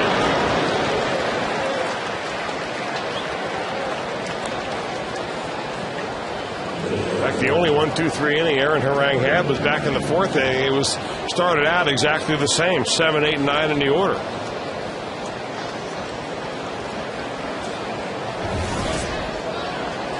Going to look at the pitch by inning numbers for Aaron Harang. 6 of them to get 2 outs here in this 6th inning. Hey, speaking of that Pirate team that was shut out in back-to-back games, the final 2 games of that series against the Reds, they only scored 1 run in a 3-game series. They put up a 10 spot today in the opener of a weekend series at Wrigley Field in Chicago in a 10-6 win over the Cubs. They beat up Carlos Zambrano in the 8th inning en route to that win. 1-1 to Brendan Ryan. Well, he looks bad, Ryan does, and I'm not saying that he's not capable of breaking out of it, but he just looks like he's not ready for the fastball, not getting his foot down. He's so spread wide with his feet. Not a lot of movement in there. Look how quiet everything is. Then he does finally get it going. But the key to hitting, as most hitting coaches will tell you, you got to get that foot down, have that solid base back ready to go. And the interesting thing here is that Ryan is Mark McGwire's guy. He's been working with him the last few winters, trying to get him ready. He's helped him an awful lot become a good big league hitter. Now Ryan needs him to help him get out of this slump. Well, the entire infield and outfield broke for the Reds' first base dugout. But it's called ball 2. Mark McGwire, of course, coming back into baseball after really a self-imposed exile from the game. There's strike 3 to Brendan Ryan, who's 0 for 3. All right, the Reds have 2, 3, and 4 coming up, trailing.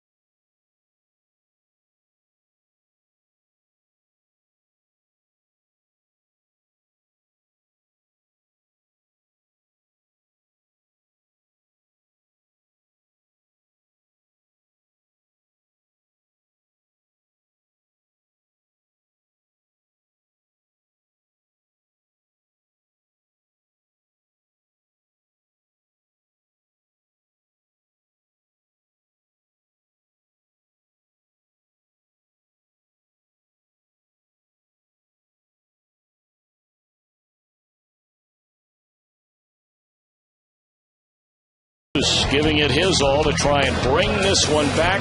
Just missed it. And that was the Coors Light Freeze Cam, brought to you by Frost Brewed. Coors Light. All right, Reds down 4-0 as they come to bat here in the home half of the 6th inning. 4 runs, 8 hits for St. Louis. No runs, 3 hits for the Reds. But they've got Brandon Phillips, Joey Votto, Scott Rowland, and they're hoping for more than just that trio against Jaime Garcia, trying to get back into this thing.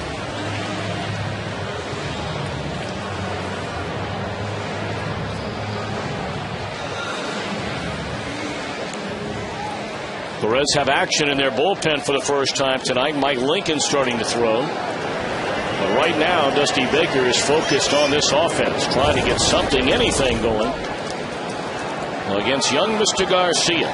Ball 1 to Brandon Phillips, who was struck out and bounced out to Skip Schumacher.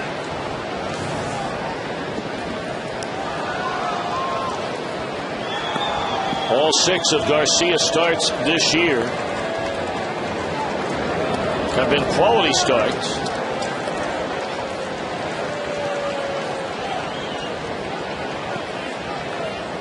He has only allowed more than 1 earned run in a start 1 time, and that was in San Francisco, his only loss. 3-0 to Brandon Phillips. He pitched 7 innings of shutout baseball in that 20-inning game that the Cardinals played.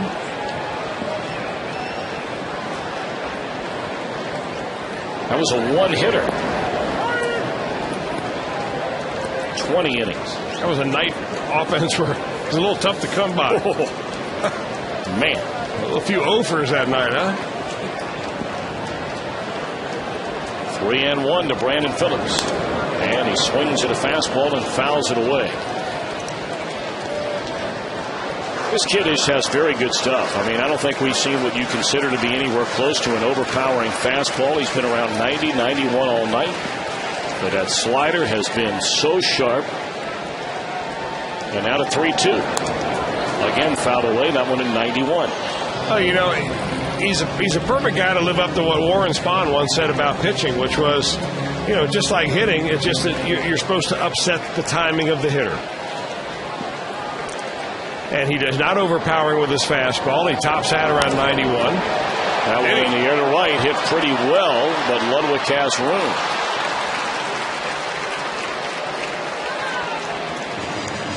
Well, you can get a complete recap of tonight's game by going to foxsportsohio.com, and that is presented by 1-800-SAFE-AUTO. And, of course, you can chat live right now with Hal McCoy at foxsportsohio.com.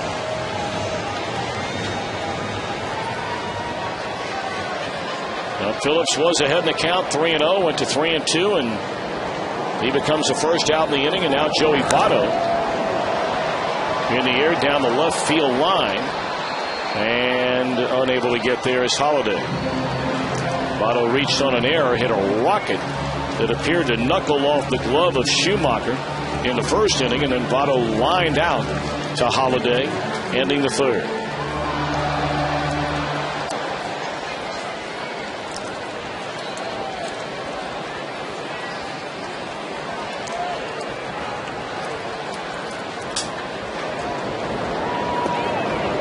The Reds and Cardinals have not shared certainly success over the last handful of years. Cardinals seemingly every year in the playoffs. The Reds trying to get there for the first time since '95. Good breaking ball there, but one problem they both had: a left-handed starter to do some damage over the last 4 years. Garcia was their first left-handed starter to win a game since Mark Mulder back in June of 2006. And that was in the first week of the year. Votto gone on strikes. Nasty, nasty slider right there. 5 of them for now for Garcia.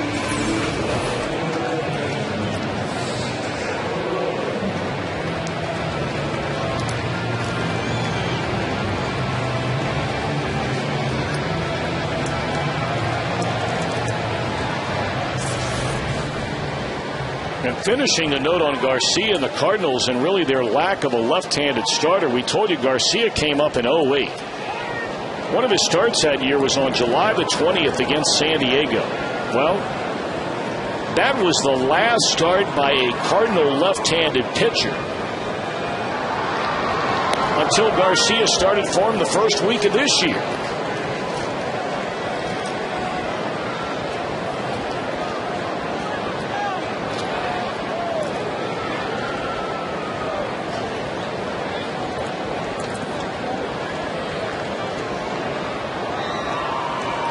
Nothing and 2 on Scott Rowland. And now ball and 2 strikes. Only 1 walk issued in the game by Garcia. He struck out 5. Allowed 2 hits in the first inning. A little flare into right field by Cabrera. An infield hit by Johnny Gomes that died halfway up the third baseline. And then an infield hit by Ryan Hannigan that barely eluded the third baseman. I mean, that's how dominant Garcia has been here tonight. 2 infield hits and a broken bat flare the other way. And he has struck out Rolen for his 6th strikeout of the night in a 1-2-3 6th.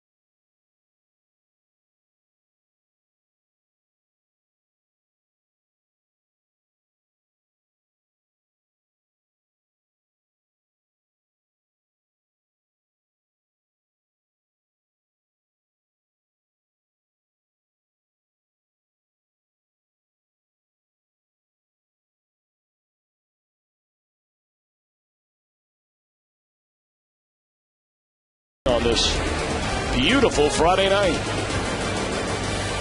but not so good on the scoreboard. Reds coming into play a half game behind the Redbirds in the National League Central, being shut out 4-0 as Mike Lincoln now replaces Aaron Harang. 13th time or 14th time now for Mike Lincoln. Got his earned run average down in a respectable village around 3.0. His job to hold him right there and see if the Reds can muster some kind of an offense against Jaime Garcia. Harang 8 hits, 4 runs, all earned in 6 innings tonight. That ends a string of 3 consecutive quality starts for Aaron Harang through 98 pitches. He walked 2 and fanned 5. There you see the final numbers. Gave up the 2-run home runs to Pujols in the 3rd and Ludwick in the 5th. And both of them to the opposite field. Pujols in a deep right center. And Ludwick straight away right center.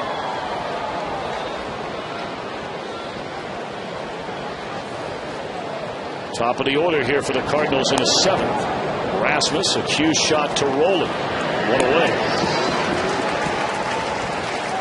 We invite you to visit the official online shop of the Cincinnati Reds at Reds.com.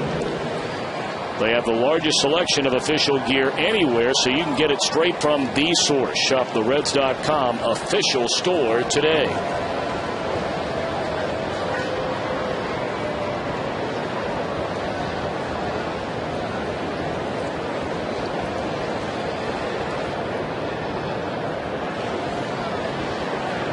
One out for Ryan Ludwick.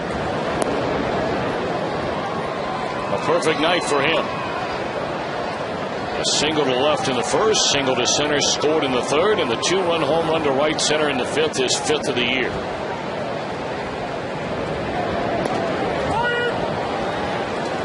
Or you know you got a pretty good curveball when you have a guy bailing away like Ludwick just did, and that call comes in for a called strike.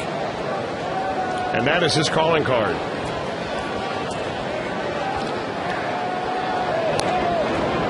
Just taking a look at that scoreboard. How about the start of that one tonight in Toronto? They're at the end of 3, where the Blue Jays lead the Rangers 11-10.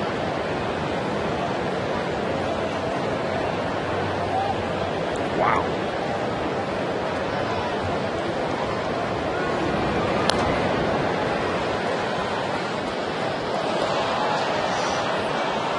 Where does the Rogers Center rank in home runs given up?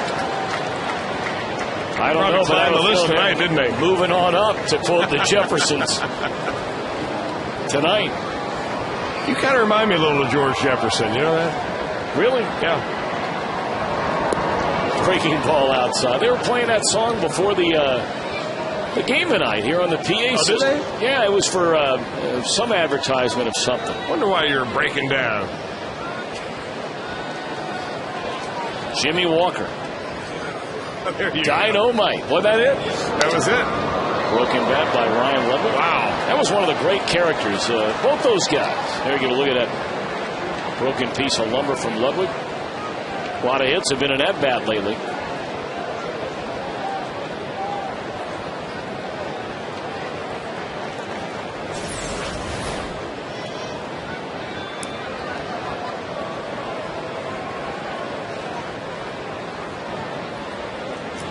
So if I'm George Jefferson, does that make you Fred Sanford? You know what?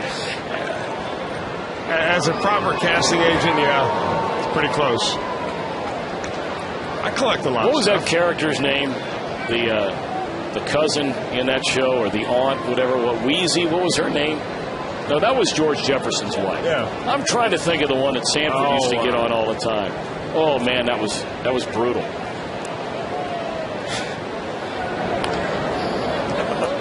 Out of the way. 3-2 to Ryan Ludwick. Sorry I brought it up. Yeah, me too. Those were great shows. Oh, yeah. They still are. If you stay up late enough, you can see them. You're right. Every night, along with All in the Family. All 3 of those right about the same time. Throw in MASH and quite a quartet. Fly ball right center. 2 gone in the inning.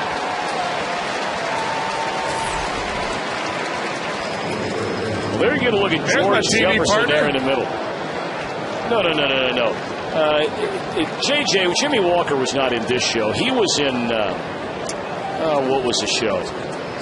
Good Times. Good Times. There's my TV partner there. Right there. You remind me of that guy just to his right, standing up there in the gray suit. Oh, he was a sophisticated one. Yeah, that's you. No doubt about it. European. Live next door. We buy our suits at the same spot.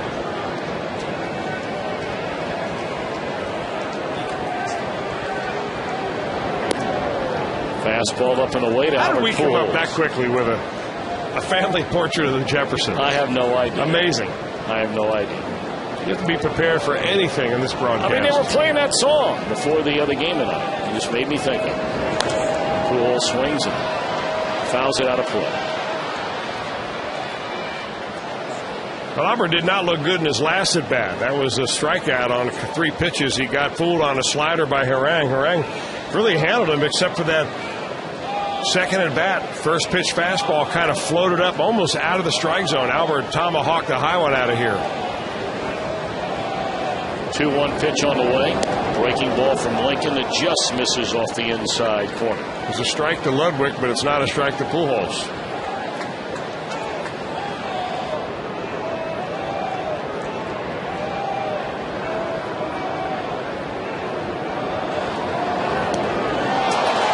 Breaking ball and a beauty by Lincoln. 3-2.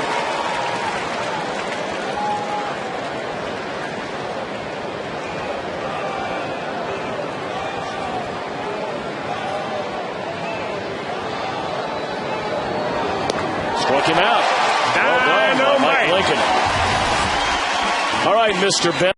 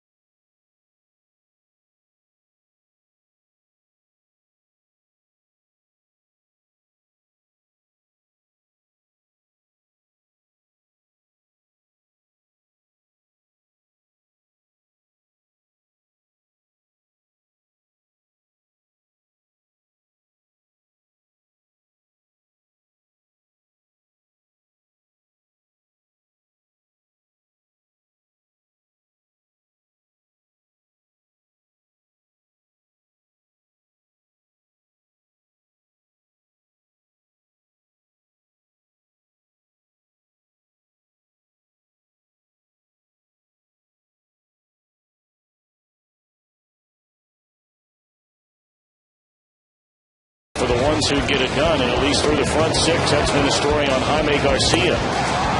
3 hits, no runs. 2 of the 3 hits infield hits, and the other one a broken bat floater into right field, the very first batter of the game. Garcia's walked 1. He has struck out 6. Cardinals lead 4-0. And Johnny Gomes quickly behind strike 1. Jay Bruce to follow, and then Drew Stubs. 87th pitch of the night upcoming for Garcia. Well, he just does not throw the same pitch back to back. Never seems to throw the same speed on a pitch back to back. First one was a slider. There's that big curveball. The curveball, we've been told, is the best curveball in the Cardinal organization as he was in the minor leagues. But he's used it very sparingly tonight.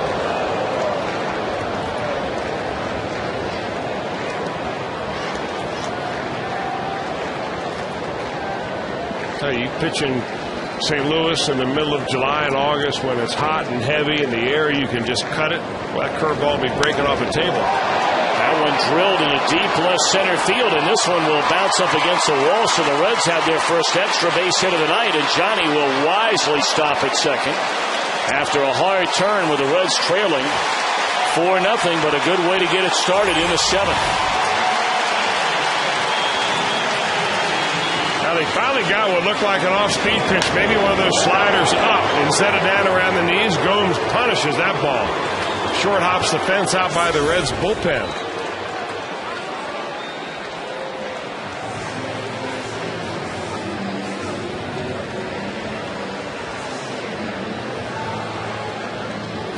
Well, now the batter, Jay Bruce.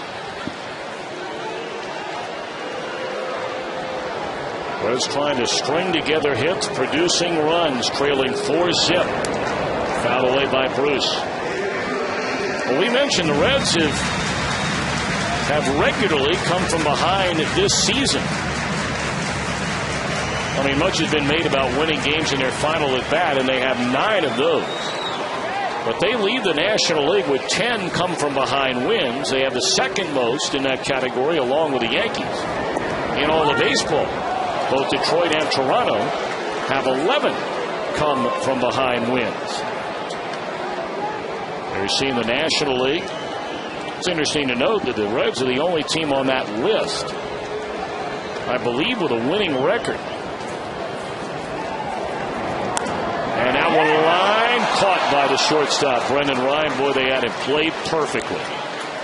9 out of 10 times against most defenses, that is a single in the center field. After every Fox game, or after every Reds game, Fox Sports Ohio breaks down the game and talks to the players and coaches on Reds Live, brought to you by Kings Honda in the Kings Auto Mall. Visit KingsHondaUSA.com.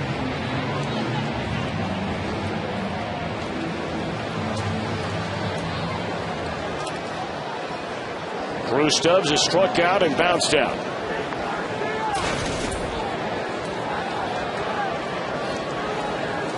No activity in the St. Louis bullpen. This will be the 93rd pitch of the game by Garcia, and strike 1 to Drew Stubs.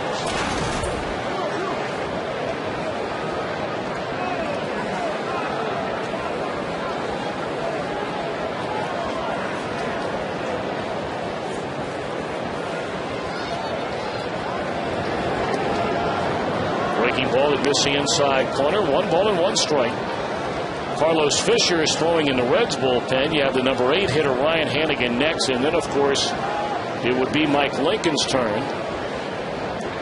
Reds are very much hoping to get to that point in this 7th inning. 2-1.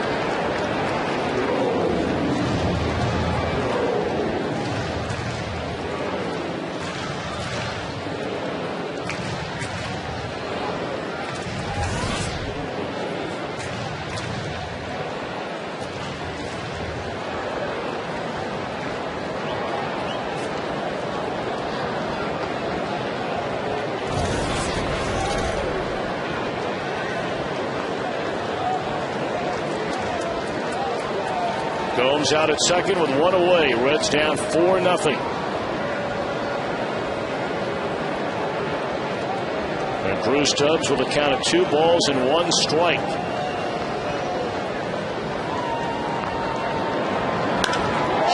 drive into deep left center field. Drifting back at the wall is Rasmus. See you later. And the lead is cut in half on a 2-run big fly by Drew Stubs.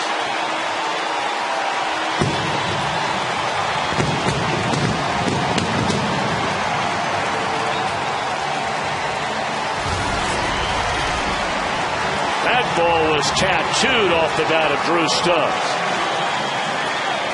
Well, he's got a quick bat, there's no question about it. He got a pitch up in the zone. And boy, did he give this baby a ride.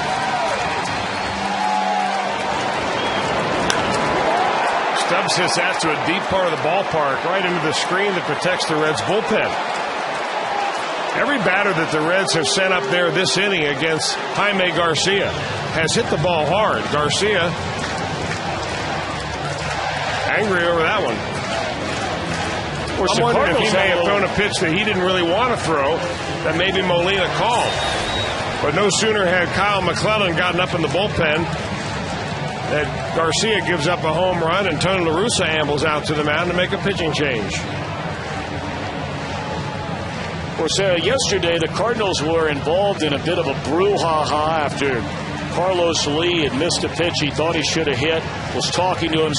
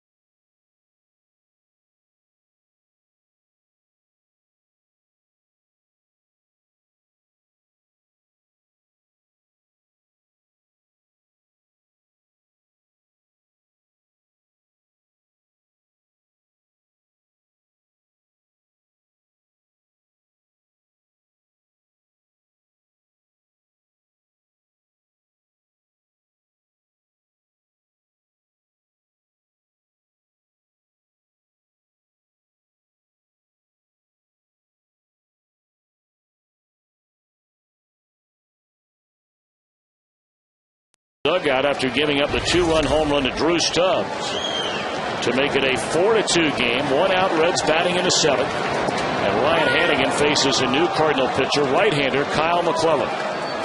He's a setup guy to Ryan Franklin. Boy, he's got good stuff too. They got their eye on him for someday being the closer in St. Louis. 1-1 to Ryan Hannigan. We're starting to talk about what took place yesterday, and I think any Houston Astro player or fan, would see that reaction a moment ago by Jaime Garcia screaming at himself for making a mistake. There's a pop-up to the right side of the infield that'll be out number 2. Chris, you and I were talking about this between innings. I don't think anybody should be bothered about Garcia showing emotion. But apparently the Cardinals take issue when players on the other team get mad at themselves, as Carlos Lee did yesterday. And, Lee pointed out after the game, he said, their guys are allowed to yell at themselves and get upset when they make mistakes, but then they get mad when we yell at ourselves for making mistakes because they think we're showing up the other guy. So what happened yesterday? Carlos Lee swung and missed at a pitch that he thought he should have hit down the middle. He thought he could hit off Chris Carpenter. And he started yelling basically at himself for not hitting the pitch as pinch hitter Miguel Cairo breaks his bat and fouls it away. And apparently yesterday, Chris Carpenter thought that, Lee should just zip it up and get back in the batter's box. I don't know if Carpenter thought he was talking to him. But Carpenter then said a few words to Lee, and at that point in time, the bench is empty. No punches were thrown, no nothing. Well, after Lee, the very next batter, Hunter Pence, hit a home run. Carpenter on the mound was yelling at himself for making the mistake of giving up the home run. And that's when they went to Lee after the game, and he pointed out, he said, look, I wasn't yelling at Carpenter, but why is their manager yelling at me or taking issue with me for a lack of respect for the game when their guy's allowed to do the same thing? It's a legitimate question. Is it respect of the game, or did Carpenter think that Lee was showing him up? I should have crushed your pitch. I remember seeing Greg Maddux, yell at himself for throwing a strike, but not a strike where he wanted to throw one. So, you have to remember that, we all see it. You see it in Garcia. At the level of intensity that is going on out there, most of these guys are pretty well controlled of their emotions. But, you're pumped up to the max. This may not be a violent game like football where you get to hit people. That doesn't mean you're not pumped up. Well, that didn't take any time at all for McClellan to retire Hannigan and Cairo.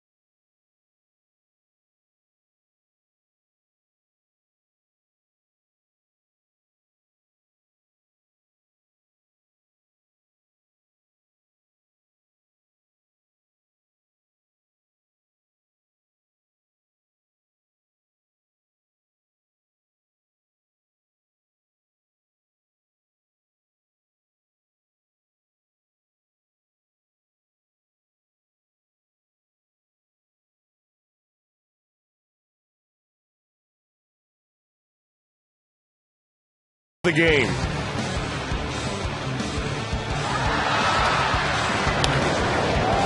And Ryan Ludwick has been the man.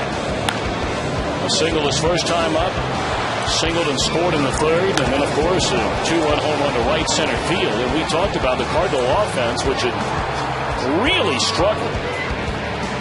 So far, almost during this entire month of May, they come in having lost 7 of their last 9, but Ludwick in the 3-game series lost to the Astros, went 7 for 12, and he's brought his hot-hitting ways to the Queen City. Nick Massett now takes over on the mound following Harang and Lincoln. Well, aside from those couple of opposite field home runs that barely made it into the seats, it's not like this Cardinal offense has knocked the Reds pitching around much tonight. Nick Massett will give it a shot after Aaron Harang went 6 and Mike Lincoln pitched a perfect 7th. Now the Reds right back in this thing. As Holiday lifts one foul down the right field line out of play. Reds trailing only by 2. Of course, the Cardinal closer is the one-time Red, Ryan Franklin. Franklin's gotten on a little bit of a roll here. Had his first blown save last Friday night at Pittsburgh. Came back to get a win the following night.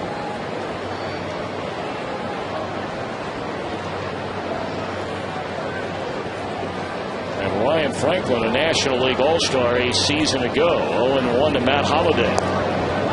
Strike 2.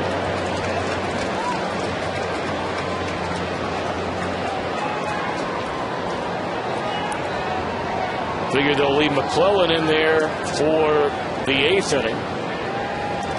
Have right-handed batters Cabrera and Phillips coming up to start things. Fastball in, 1 ball and 2 strikes to Holiday, who has 1 hit in 3 at-bats tonight.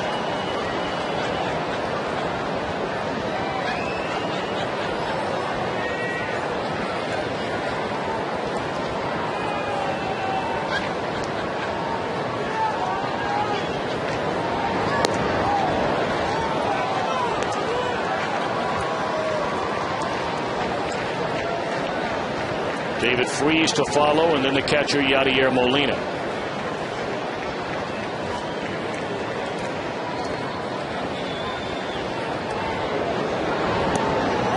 Oh.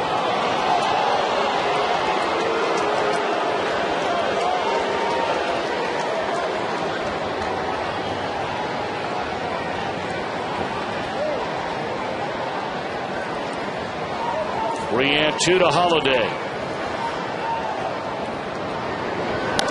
Came with a fastball, and Holiday pops it up. 1 out.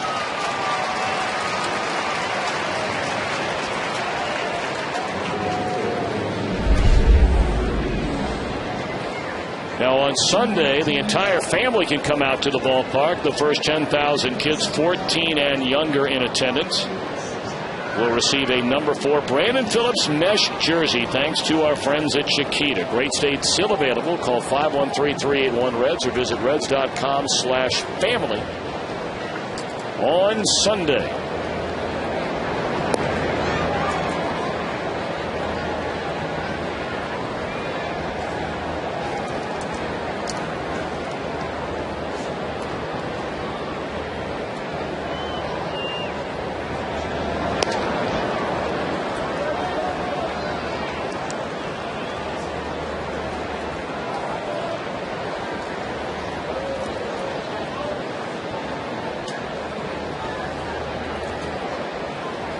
Freeze's fly to center, single to right, and drawn a walk.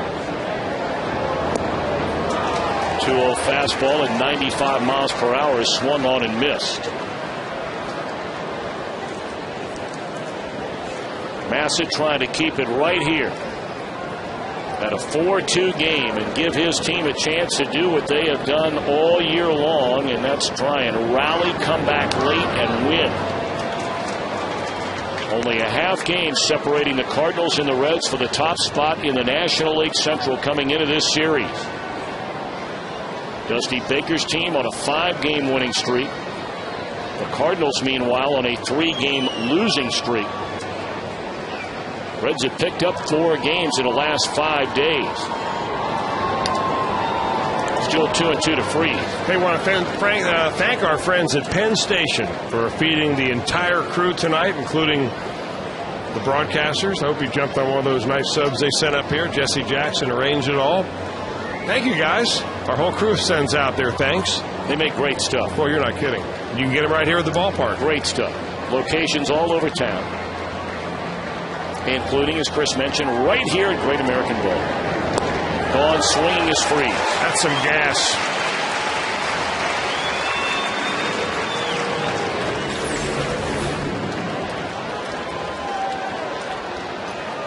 And that's gas down. Peas at the knees, smoke at the throat.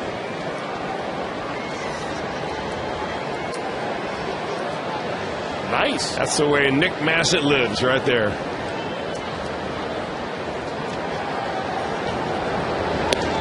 Fastball, strike 1 to Yadier Molina.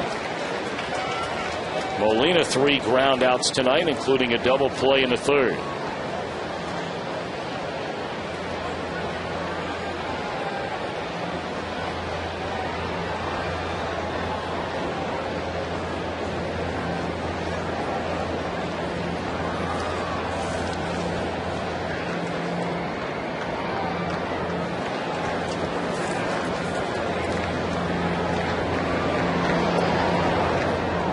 Cardinals don't have a left-hander right now getting loose in their bullpen. We told you McClellan figures to start the 8th inning.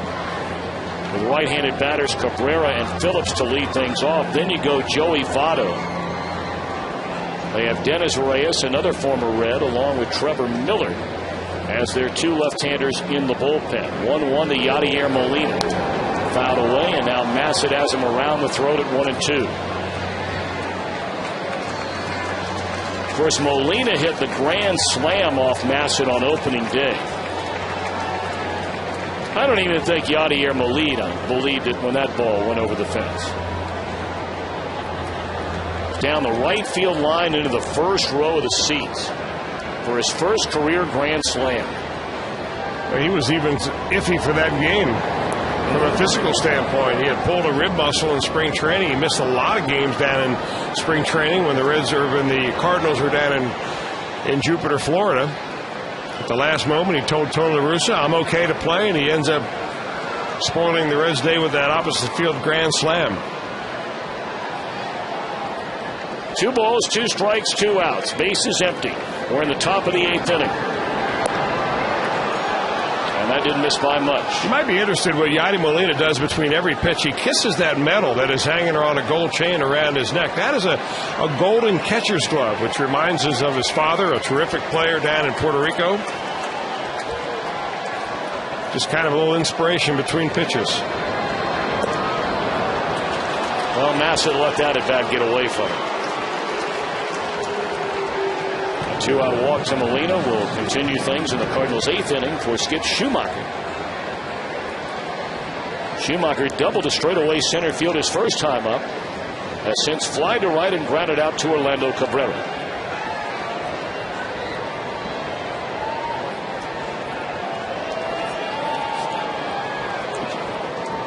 Cardinals got a 2-run home run from Albert Pujols in the 3rd.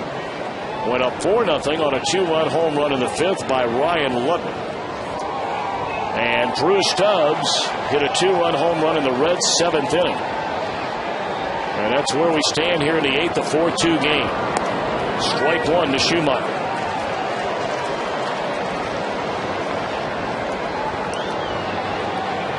Cardinals have the pitcher spot due up next. Nick Stavinoa is standing in the on-deck circle.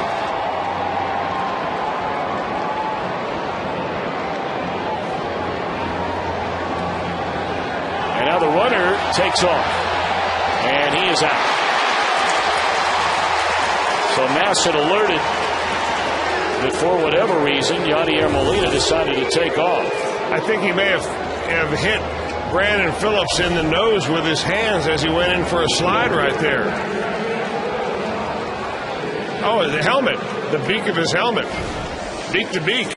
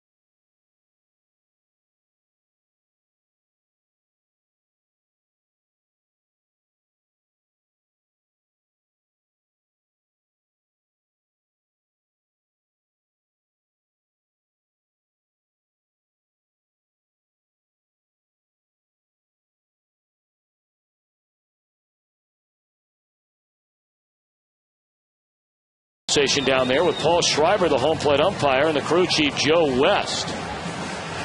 Either someone walking off the field or someone in the Reds dugout apparently was giving an earful to the home plate umpire Paul Schreiber. Dusty has sort of picked up the argument.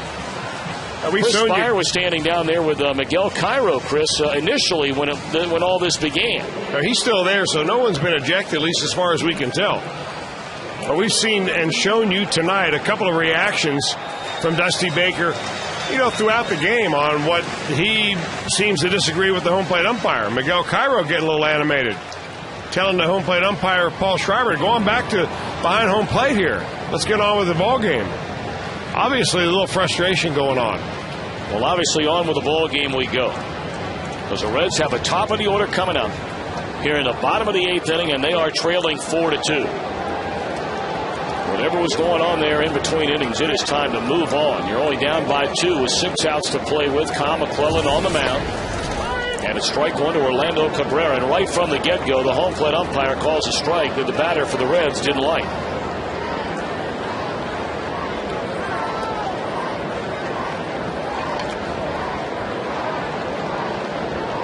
Well, Jeff Picorro apparently is standing by with a headset on down in the Reds dugout. And after this pitch, we're going to ask him about what exactly took place down there. Here's the 0-1 to Cabrera. And that one almost hit him in the head. Jeff? Well, Tom, here's the situation. Last inning, Miguel Cairo didn't like that call, so he was in the dugout and was jawing with the home plate umpire. And the umpire basically told him, go sit down. Well, and then he also said, you're out of here.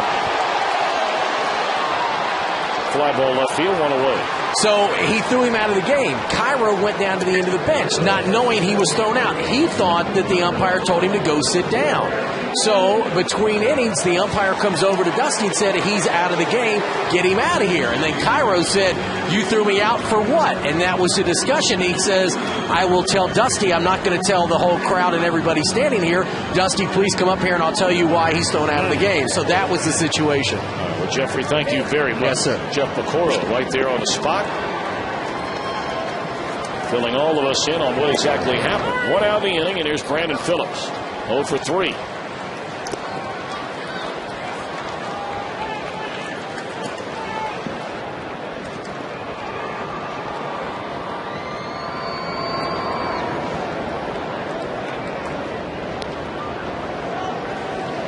One and one to Brandon Phillips. And as we speculated, the Cardinals do have a left-hander getting loose in their bullpen. It's Trevor Miller. And Brandon Phillips on another breaking ball, one that nearly hit Cabrera. This time it does hit Brandon Phillips. That was not a fastball.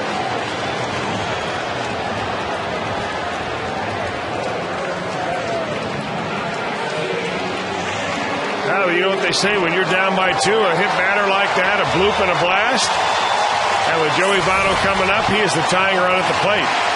And Tony La Russa will spring from the Cardinal third base side dugout. A slow trot before he gets to the third base line, and now gives a signal that he wants a left-hander Trevor Miller out of the bullpen. All right, Joey Votto, the best Reds hitter in the lineup, represents the tying run against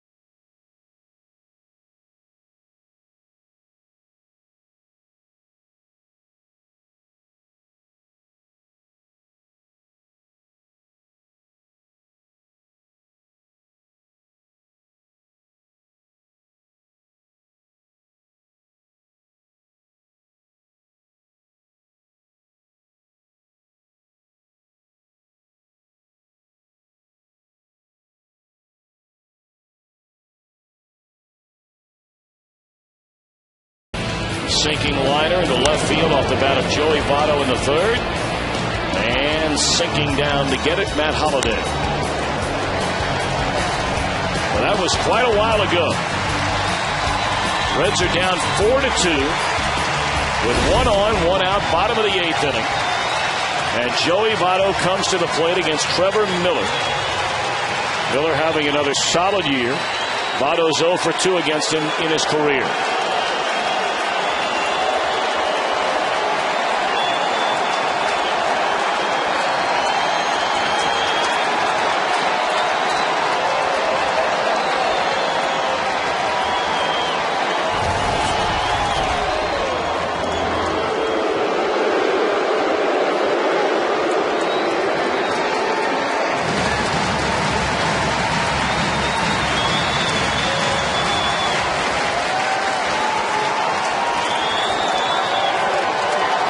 Votto's 8 home runs this season have come off left-handed pitching. Breaking ball on the outside corner, strike 1. And Votto is hot, either at himself or at the umpire. Not sure which, but clearly very upset after taking that first pitch breaking ball for a strike.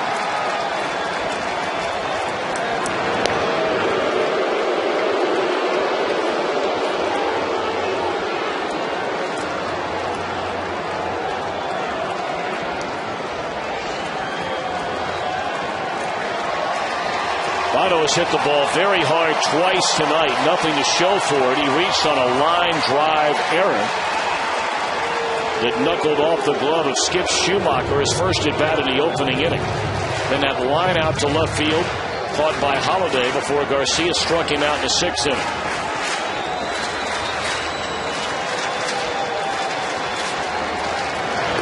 Well, Brandon Phillips is not even taking literally a step and a half lead over there at first base. You know, part of this might be to try to upset the timing of the hitter, Joey Votto. You know, you're waiting, you're getting ready, you're all set, and then he throws at first base. It happens time and time again, trying to get you out of a rhythm. Votto, a lazy pop-up into left field. And that's out number 2, and that is a big out. And now we see what Tony La Russa does. Has a right-hander getting loose in his bullpen. He was bound to get a breaking ball, and he had a pretty good swing on it, just didn't get it. Got right underneath it and popped it out.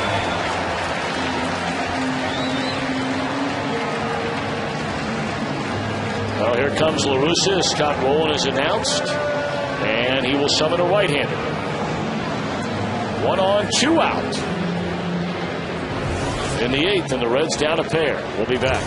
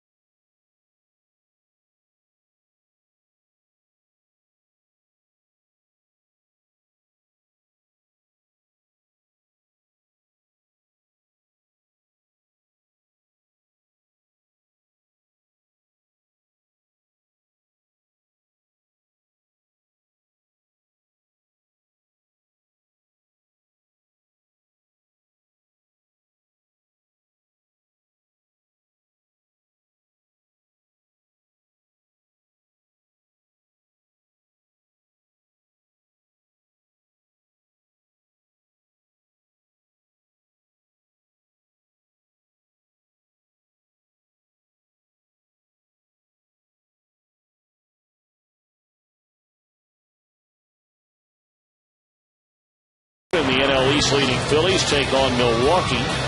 Coverage of Fox Saturday Baseball is presented by Budweiser, and it gets underway at 4 o'clock Eastern Time tomorrow. Mitchell Boggs. This is not his customary role out of this Cardinal bullpen. He has allowed runs in 4 of his 12 outings this year. And he's on to face Scott Rowland. Well, the number that's important there is that 67% first batter efficiency. That's who he wants. He only has to get one batter out before they can turn it over to the closer next inning. And when you say not in his accustomed position, Tom, I think what you're trying to say is that normally Kyle McClellan is a setup guy. You normally would see him in the 8th inning, but Tony La Russa thought it was more crucial to bring him in right after Garcia in the 7th inning. So they extended him a little bit, had him pitch over the course of a couple of innings, and now Boggs only has to come in and get one batter out. And those throwovers to the first base, I guarantee, are coming from the Cardinal dugout.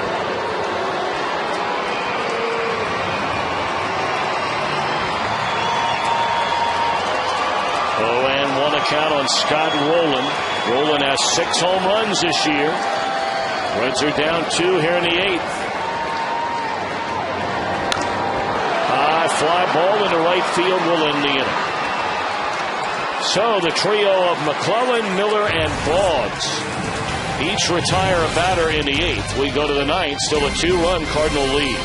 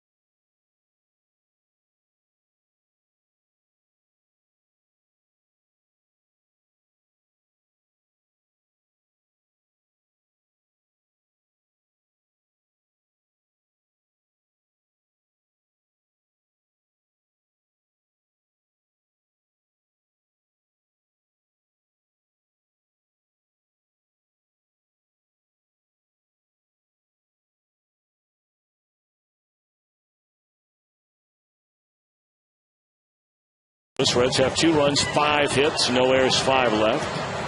And now taking over in the 9th, left-hander Arthur Rhodes. Rhodes following Aaron Harang, who gave up all 4 runs in 6 innings. Mike Lincoln, a hitless, scoreless frame. Likewise for Nick Massett. Got to get these relievers some work. After all, the Reds went back-to-back complete games to finish off the series in Pittsburgh. Then with an off day yesterday, there's some rust forming out there. Arthur hadn't been out there since May the 10th. You know what they say, it'll rust off before it wears off. Although I think any manager in baseball would just as soon love to see games like the last 2 games the Reds played all year. Well, if you had games like that, you don't have to carry 5 pitchers. That's exactly right. Just load up on that offense. Strike 1 to Skip Schumacher. Again, the latter third in the batting order. 3rd time tonight, Schumacher batting in a 7-hole leads off an inning. And Stavino in the on-deck circle, he would bat for Mitchell Boggs. They'll bring on their closer, Ryan Franklin, one would assume, in the 9th. And into a third here in the ninth inning is Brendan Ryan.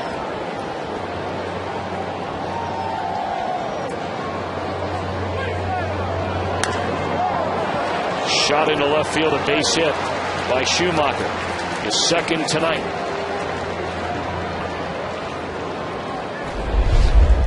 Visit the Reds Hall of Fame and Museum weekends in May, and you'll receive a free collectible gift. All full price paying guests on Fridays, Saturdays, or Sundays this month receive a free red mini bat featuring the new 1990 exhibit logo. For more information, call 765-7923 or visit Reds.com/HOF. They're going to let Boggs back to try and advance a runner with a bunt. Of course, Boggs, through nearly his entire career, has been a starting pitcher. Been up and down from the minor leagues parts of the last 3 years. Puts down a bunt, and Rhodes will go to second. They get the out, throw to first, not going to double up ball.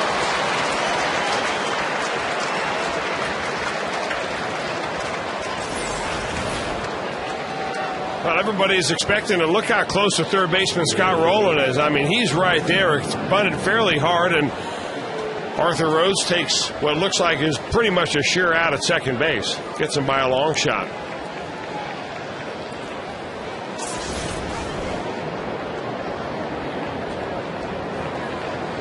Brendan Ryan 0 for 3 has struck out twice and popped up to Brandon Phillips.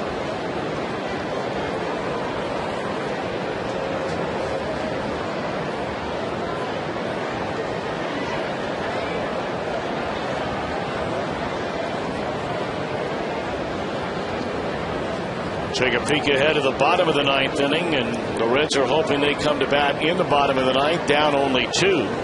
They'll be facing Johnny Gomes, Jay Bruce, and Bruce Stubs.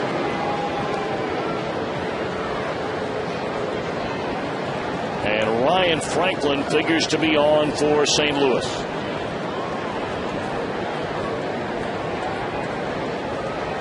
Franklin has blown just one save all year long. 7 out of 8. Strike one to Ryan.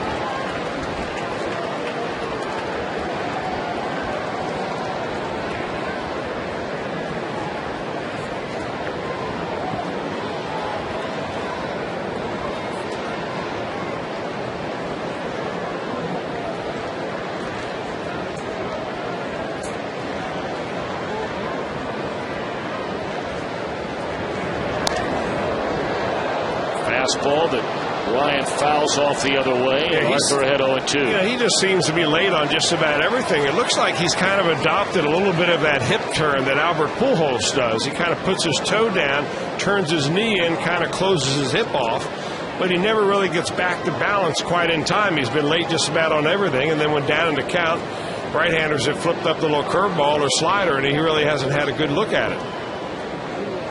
See what Arthur does. What a play by Phillips. They get one throw and not in time.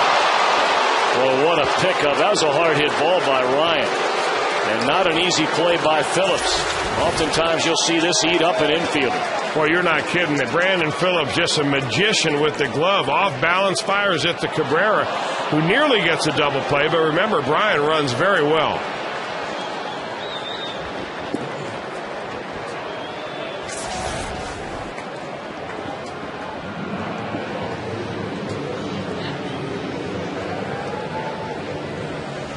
So 2 away, and now a pinch hitter going to come up to bat for Colby Rasmus, and that'll be Joe Mather.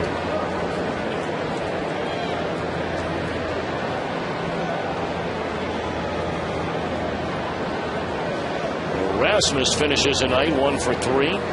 Was on base twice with a walk, a double, and scored on the Ludwick home run in the 5th. And right now, that home run the difference in this game. Fastball, I guess high.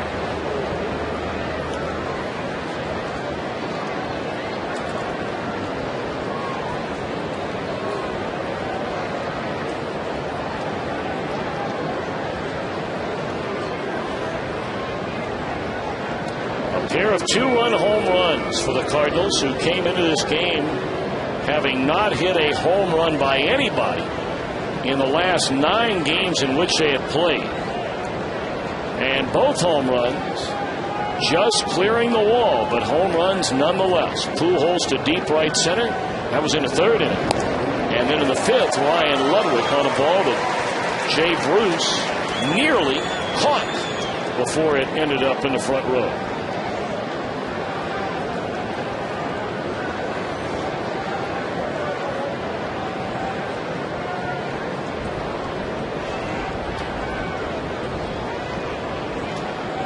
Runner at first, 2 away, 1 ball and 1 strike, and Rhodes will send Ryan back to the bag.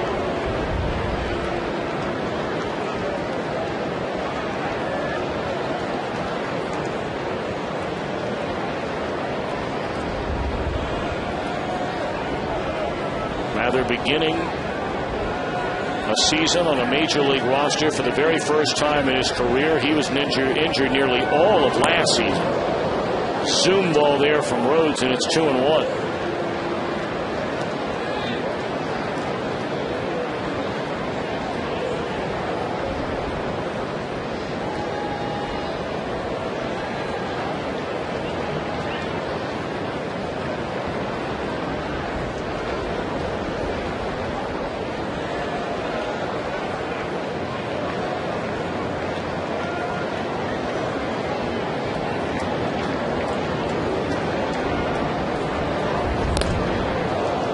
Two and 2.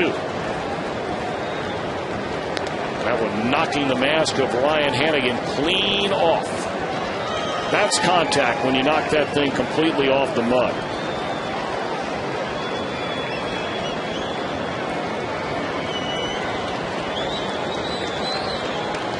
Ryan trying to hit everything back a line in between the ears after that shot.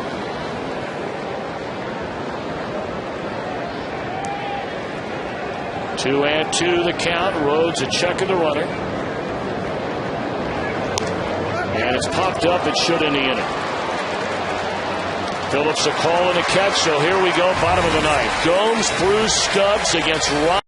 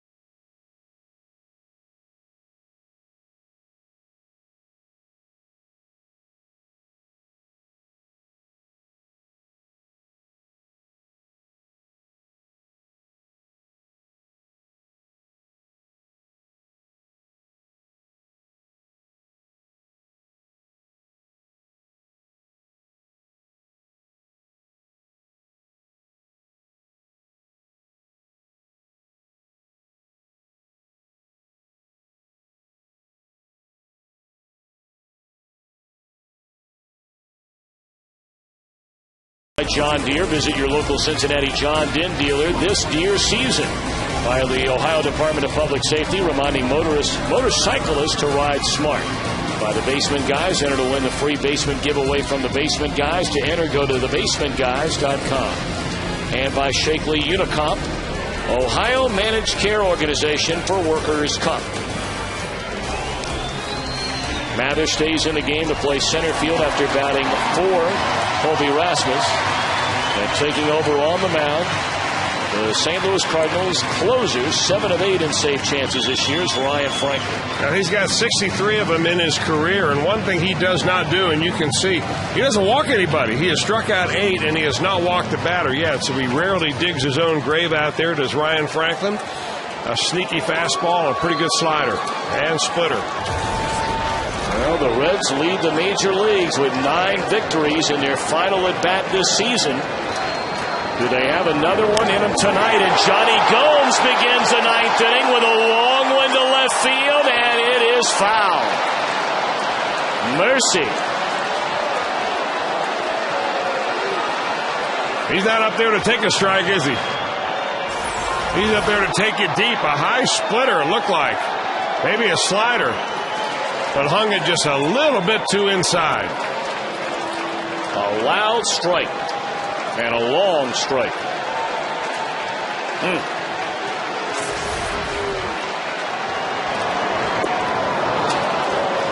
That's more what Franklin had in mind on that first pitch.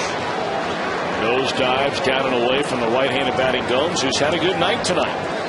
An infield hit, a fly ball to center, and a double to left center field.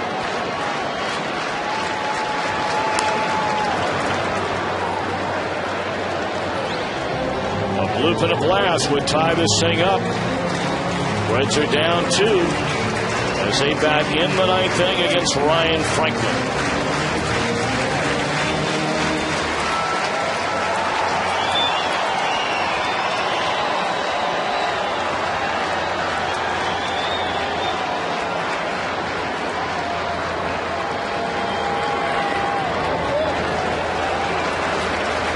A Red in 2006 for all of 20 games, won 5 games in those 20 outings.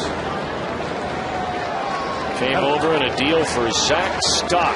Well, he showed nowhere near the kind of control that year that he has ever since.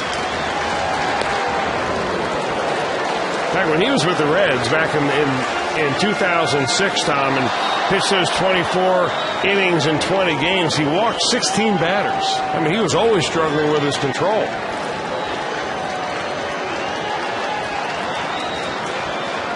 2-2 to Johnny Gomes leading off the Reds' night. Now time is called. Of course, in those days, Franklin still had not accepted the fact that he was no longer going to be a starting pitcher. Right, he had started 30 games the year before, and 32 before that, and 32 before that, all for the Mariners. Under 500 every year. 2-2 the count on Johnny Gomes. And a ground ball deep in the hole. It's short. Brendan Ryan's going to throw, and it's not going to be in time. And Johnny Gomes with an infield hit. His 3rd hit tonight begins the 9th inning. Now you better hustle hard because Brendan Ryan can make a fabulous play on you, and he takes a deep, deep ground ball in the hole. Albert Pujols tries to buy the out at the other end, but Johnny Gomes booking it too fast.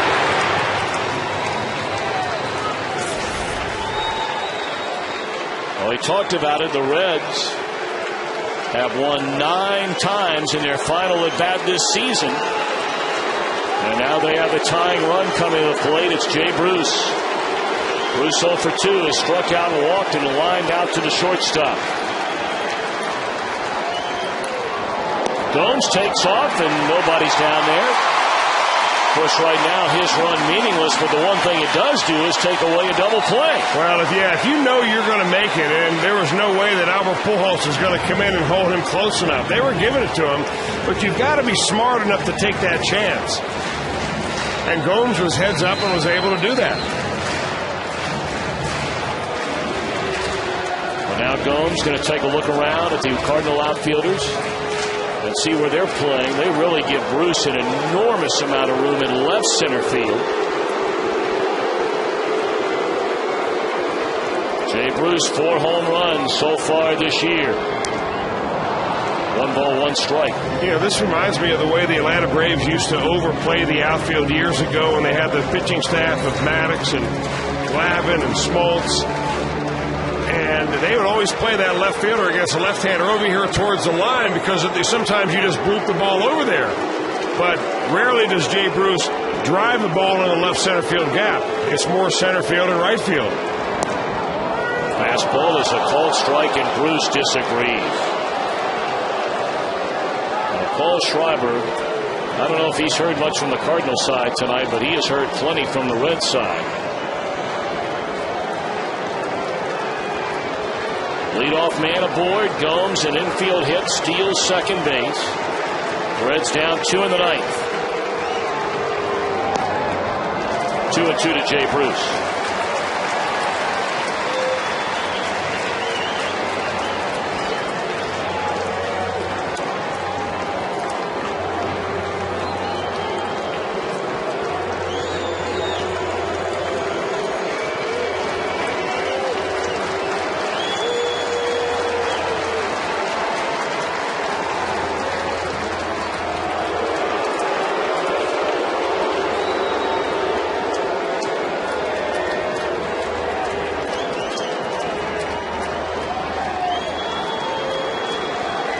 Two balls, 2 strikes to Jay Bruce. Foul away, will do it again.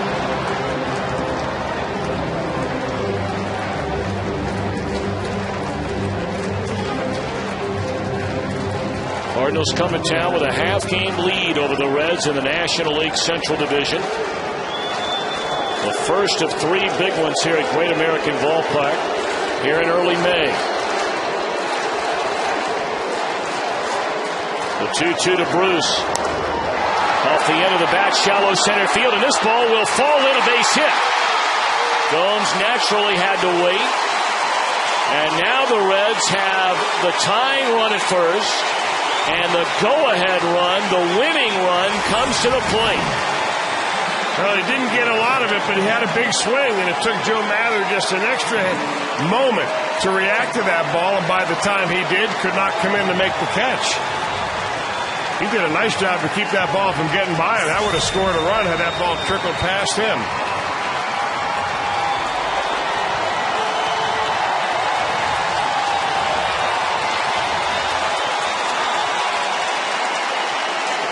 Bruce Stubs struck out his first time up.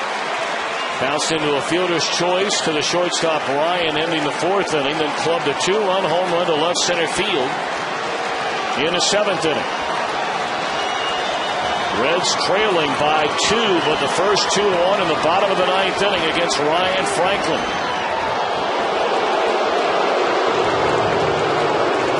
Trying to snip out an attempted stolen base by Jay Bruce right there. The only way that play works is if the runner at first decides to run.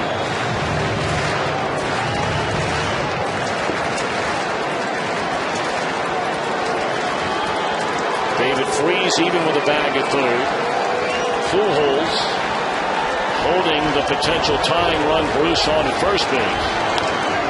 Trouble here. Bouncing ball to the shortstop. They get 1, and they will not turn it. The Reds get a run closer as Gomes scores from third. 1 on and 1 out with 1 in here in the bottom of the 9th. It's a 4-3 game.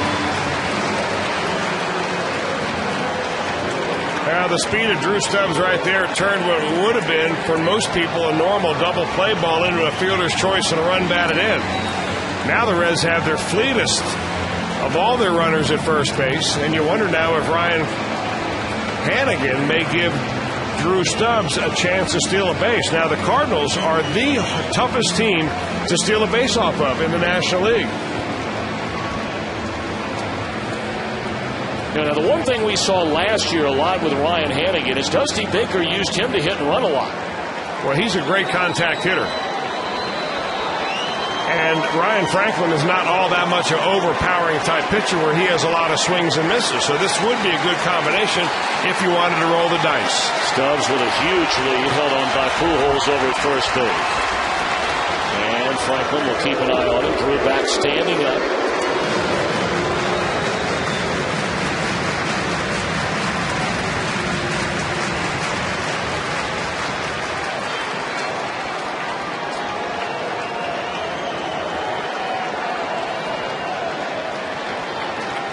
Ryan Hannigan 1 for 3 in a game.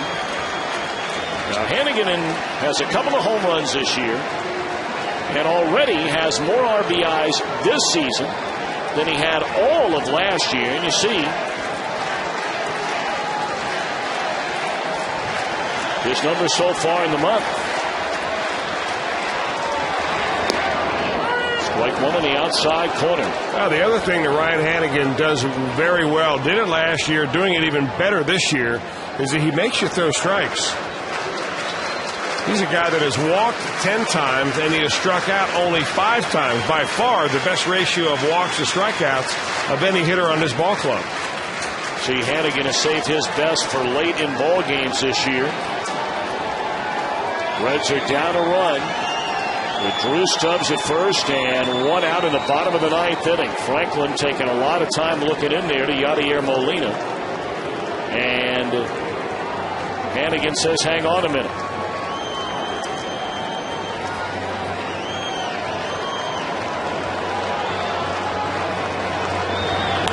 There's a base hit into center field. Stubs advancing on to second base. And now Dusty Baker with a decision to make. Available on his bench, he has his change of batting style, his renewed confidence keeps him right on that breaking ball. Franklin hung it up there for him. He's hung a couple in this inning. And the Reds have pelted 3 base hits in this inning.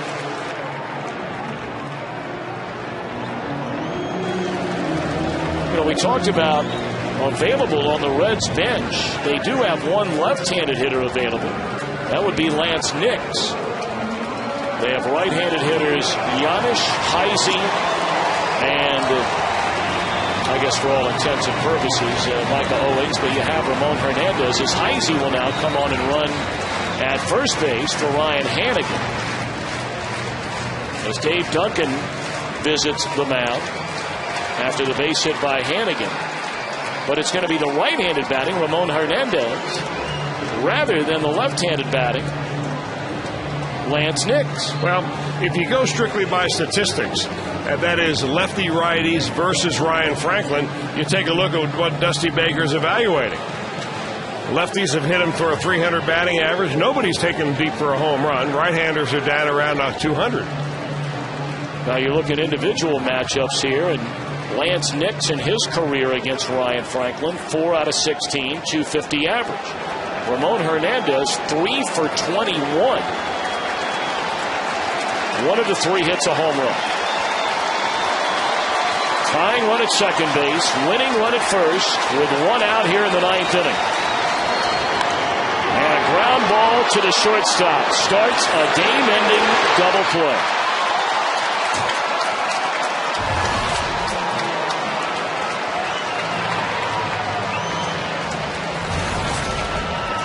The very first pitch in the at-bat is a 6-4-3 double play to end the game.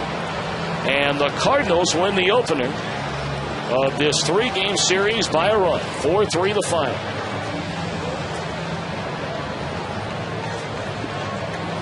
Garcia, the winner, now goes to 4-2 on the year. Aaron Harang, the loser, goes to 2-5. And give Franklin his 8th save of the year. Give some credit to the Cardinal starter, Jaime Garcia, tonight. Boy, he really pitched a dazzling ball game before he finally gave up a couple of runs on that 2-run home run by Drew Stubs. Homers were the name of the game tonight. A couple of them